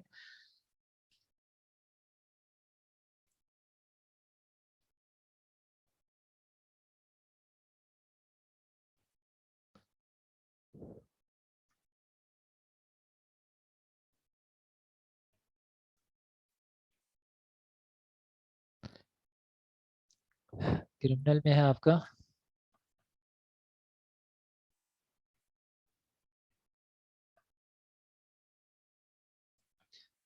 plaintiff versus defendant, prosecutor versus accused. ये सिंपल टर्म्स जो है वो थोड़ी सी चेंज है। The state prosecutes the accused whether or not the harm was caused। ये चीज़ हमने ऑलरेडी डिस्कस कर लिया। The criminal court may sentence the defendant to a monetary fine or it might impose some other fines such as imprisonment or death sentence। यहाँ पे किस चीज़ की बात हो रही है, आउटकम क्या है क्रिमिनल केसेस का? फाइन्स किसी भी तरह के, मॉनिटरी हो, इम्प्रिजनमेंट हो, डेथ सेंटेंसेस हो, कुछ भी हो, किसी भी तरीके की पनिशमेंट हो, पनिशमेंट है यहाँ पे। The purpose is to regulate the society by the threat of punishment. Criminal law का जो पर्पज है वो है to regulate society by the threat of punishment. ये स्टिक एंड कैरेट अप्रोच नहीं है, ये सिर्फ और सिर्फ स्टिक अप्रोच है। सही। The purpose is to regulate the society by the threat of punishment. If the state can prove the offence beyond all reasonable doubt. अब यहाँ पे जो बर्डन ऑफ प्रूफ वाली चीज़ आती है ना, बर्डन ऑफ प्रूफ वाली चीज़ जो यहाँ पर आ रही है वो ये नहीं है कि दोनों पार्टी अपनी अपनी सफाइयाँ पेश करेंगी और जिसकी सफाई ज़्यादा बेहतर होगी, जिसके एविडेंसेस ज़्यादा बेहतर होंगे उसके हक में फैसला दे दिया जाएगा। नहीं, यहाँ पे स्टेट की रिस्पॉन्सिबिलिटी लगाई है। जो पर्सन प्रोसिक्यूट कर रहा है केस, उसकी रिस्पॉन्सिबिलिटी लगाई है कि वो प्रूफ करेगा कि offence beyond all reasonable doubts, यानी ये जो एविडेंसेस दे रहा होगा ये नियर टू कंक्लूसिव एविडेंसेस होंगे जिसके ऊपर कोई रीजनेबल पर्सन डाउट क्रिएट ना कर सके। सही है। अब जैसे जैसे केस होता है वैसे वैसे इस कंक्लूसिवनेस की जो एक्सटेंट है वो वेरी कर सकती है। जैसे डेथ पनिशमेंट किसी पे अगर अलाउ होती है या लाइफ इम्प्रिजनमेंट अगर किसी पे अलाउ होती है तो उसमें जो कंक्लूसिविटी है वो तकरीबन एब्सोलूट है इसकी, कि आपके पास कंक्लूसिव एविडेंसेस होने चाहिए कि हाँ ये काम हुआ था। वो अनडिनाएबल एक्सपेंसेस हो, सिंपल डाउट नहीं है, वो अनडिनाएबल एविडेंसेस हो, तब ये चीज़ प्रूव होती है। सही है। फिलहाल क्रिमिनल लॉज में ऑन एवरेज ये बोला जा रहा है कि इसमें जो भी स्टेट जो है वो ऑफेंस को प्रूफ करेगी और कितना प्रूफ करेगी, बियॉन्ड ऑल रीजनेबल डाउट। अगर वो प्रूफ करने में कामयाब हो जाती है तो पर्सन जो है वो एक्यूज जो है वो विल बी चार्ज, सही, will be convicted, charge for guilty and will be convicted, otherwise उसे कन्विक्ट नहीं किया जाएगा। सही है। यहाँ पे कोई डैमेजेस वाली चीज़ नहीं है। तो क्रिमिनल लॉ और सिविल लॉ में हमने 3 मेजर डिफरेंसेस देखे। सिविल लॉ का मकसद है राइट्स एंड ऑब्लिगेशन को रेगुलेट करना, क्रिमिनल लॉ का मकसद है स्पेसिफिक एक्ट्स हैं उनको पनिश करना। सही। सिविल लॉ का में जो आपको आउटकम जो है इनके केसेस का, जो बेनिफिट्स आपको मिल सकते हैं वो डैमेजेस हैं, वो स्पेसिफिक परफॉर्मेंस है, वो इंजेक्शन है। सही। क्रिमिनल लॉ में जो इसका आउटकम है वो सिर्फ और सिर्फ पनिशमेंट है और इसके अलावा कुछ नहीं है। इसके अलावा अगर सिविल लॉ में आपको प्रूफ करना है तो आप बैलेंस ऑफ प्रोबेबिलिटीज़ को देखते हैं कि कौन से एविडेंसेस ज़्यादा परसुएसिव हैं, उसके बेसिस पे डिसाइड हो जाता है। क्रिमिनल लॉ में क्या है? क्रिमिनल लॉ में कि बियॉन्ड ऑल रीजनेबल डाउट आपको प्रूफ करना है कि किसी पर्सन ने क्राइम कमिट किया है। अगर ये प्रूफ हो जाता है देन कन्विक्शन होगी, अगर ये प्रूफ नहीं होता तो कन्विक्शन नहीं होगी। सही है। अच्छा, ये जितने भी आपने देखा ना सिविल और क्रिमिनल लॉ के बारे में, लॉ के बारे में, ये सिर्फ छोटा सा एरिया था जो कि डील करता है उस, जो कि हमें नज़र आया उस तरह का जैसे कि लॉज होंगे। इसके अलावा जो पूरा नीचे का हमने पूरा एरिया देखा ना, जिसके आपने रीडिंग का स्टाइल भी देखा होगा इन चीज़ों को पढ़ते हुए, ये नोट्स हैं, ये नोट्स का स्टाइल है। ये चीज़ें कहीं से उठाई गई हैं, लॉ में पढ़ी गई। सही है। लॉ ने कुछ चीज़ें डिफाइन की, या हो सकता है लॉ में नहीं है, ये चीज़ें एज कस्टम डेवलप हुई जो कि इन राइटिंग में आ गया। सही। वो डिफाइन हुई और वहाँ से चीज़ें एक्सट्रैक्ट करके आपको नोट्स की फॉर्म में मिल गई, आपने ये चीज़ पढ़ ली। आपको इसके लिए स्पेसिफिक सेक्शंस को जा करके नहीं देखना, कोई सेक्शन दिया हुआ हो जहाँ पे लॉ की डेफिनेशन दी हुई हो, कोई दिया हुआ हो जहाँ पे क्रिमिनल लॉ की डेफिनेशन दी हुई हो, जहाँ पे ये बताया गया हो क्या क्या चीज़ें हो सकती हैं।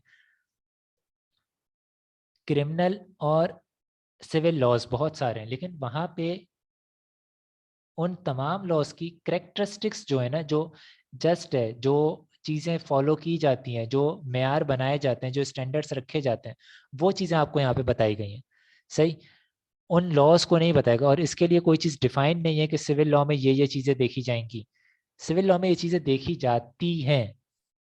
सही है। अच्छा, एप्लीकेशन ऑन बिजनेस, ये आप लोग खुद भी पढ़ सकते हैं, कोई बड़ी चीज़ नहीं है। इसके बाद आपका लीगल सिस्टम जो है वो स्टार्ट हो जाएगा पाकिस्तान का। एप्लीकेशन क्या है खुद पढ़ लीजिएगा, मैं ऐसे थोड़ा सा बता देता हूँ। Business law is a branch of civil law. ये वो चीज़ है जो हम ऑलरेडी पहले डिस्कस कर चुके हैं। There are circumstances that can execute provisions of criminal law such as circumstances that may lead to limited to company to money laundering, fraud etcetera. Business law में business law is a branch of civil law. However, in business environment, there are circumstances that can execute provisions.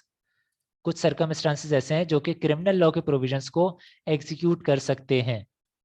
सही है। वो circumstances यहाँ पे as example बता दिए, money laundering, fraud, और यही दोनों चीज़ें हम ऑलरेडी डिस्कस कर चुके हैं। तो इसका क्या मतलब है? इसका क्या मतलब है कि एंटी मनी लॉन्ड्रिंग एक्ट जो है वो क्रिमिनल लॉ है, क्रिमिनल लॉ का पार्ट है, लेकिन बिजनेस एनवायरनमेंट में इसके प्रोविजंस इफेक्टिव हो सकते हैं, एग्जीक्यूट हो सकते हैं, अप्लाई हो सकते हैं। सही, दैट इज वाई हम कुछ प्रोविजंस पढ़ते हैं इसके। सही, इट डजेंट मीन अगर हम बिजनेस लॉ में ये वाला एक्ट पढ़ रहे हैं तो ये सिविल लॉ है, ये सिविल लॉ नहीं है, ये क्रिमिनल लॉ ही है। सही, it is also important to remember that the same action may be in breach of criminal law and also are टॉट इन सिविल लॉ। एक ही एक्शन आपके क्रिमिनल लॉ को भी मेंशन कर रहा हो, क्रिमिनल लॉ के भी अंडर में पनिशेबल हो, और वो बेसिकली सिविल लॉ के अंडर में भी टोट कहला रहा हो।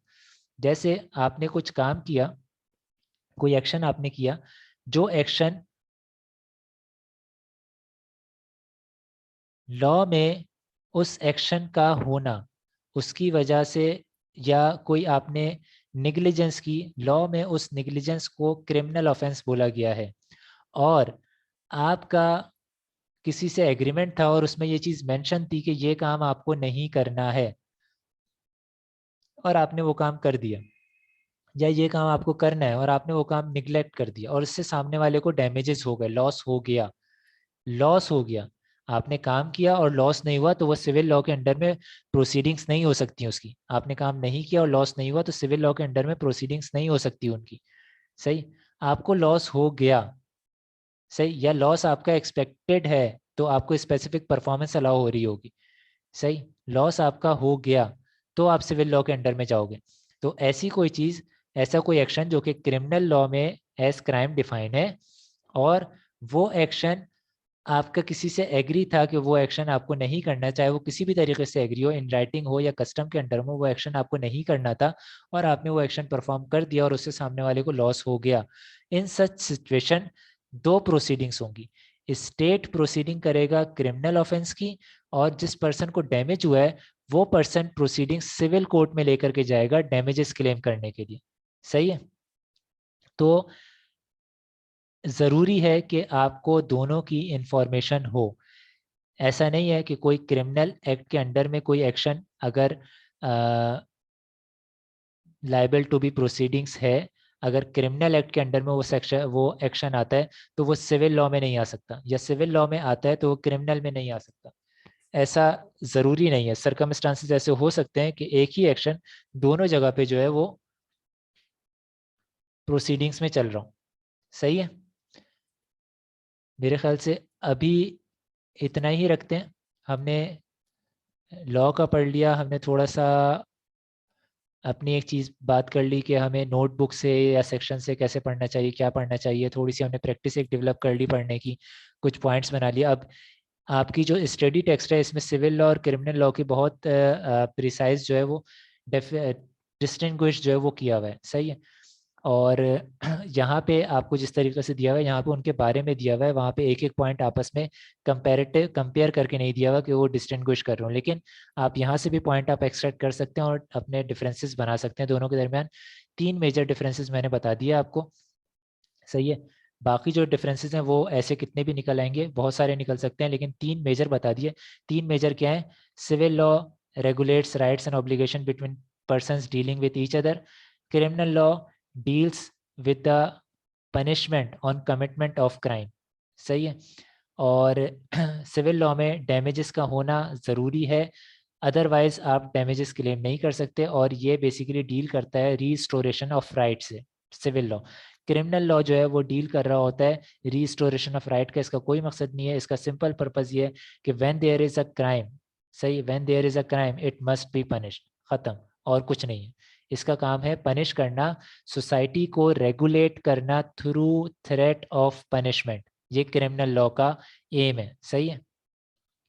इसके अलावा क्रिमिनल सिविल लॉ में जो केस का डिसीजन होता है, आउटकम जो आ रहा होता है, जो प्रूफ करना है, बर्डन ऑफ प्रूफ जिस तरीके से, वो बेसिकली दोनों के ऊपर होता है, और दोनों में से बैलेंस ऑफ प्रोबेबिलिटीज के बेसिस पे आपका केस जो है वो डिसाइड होता है।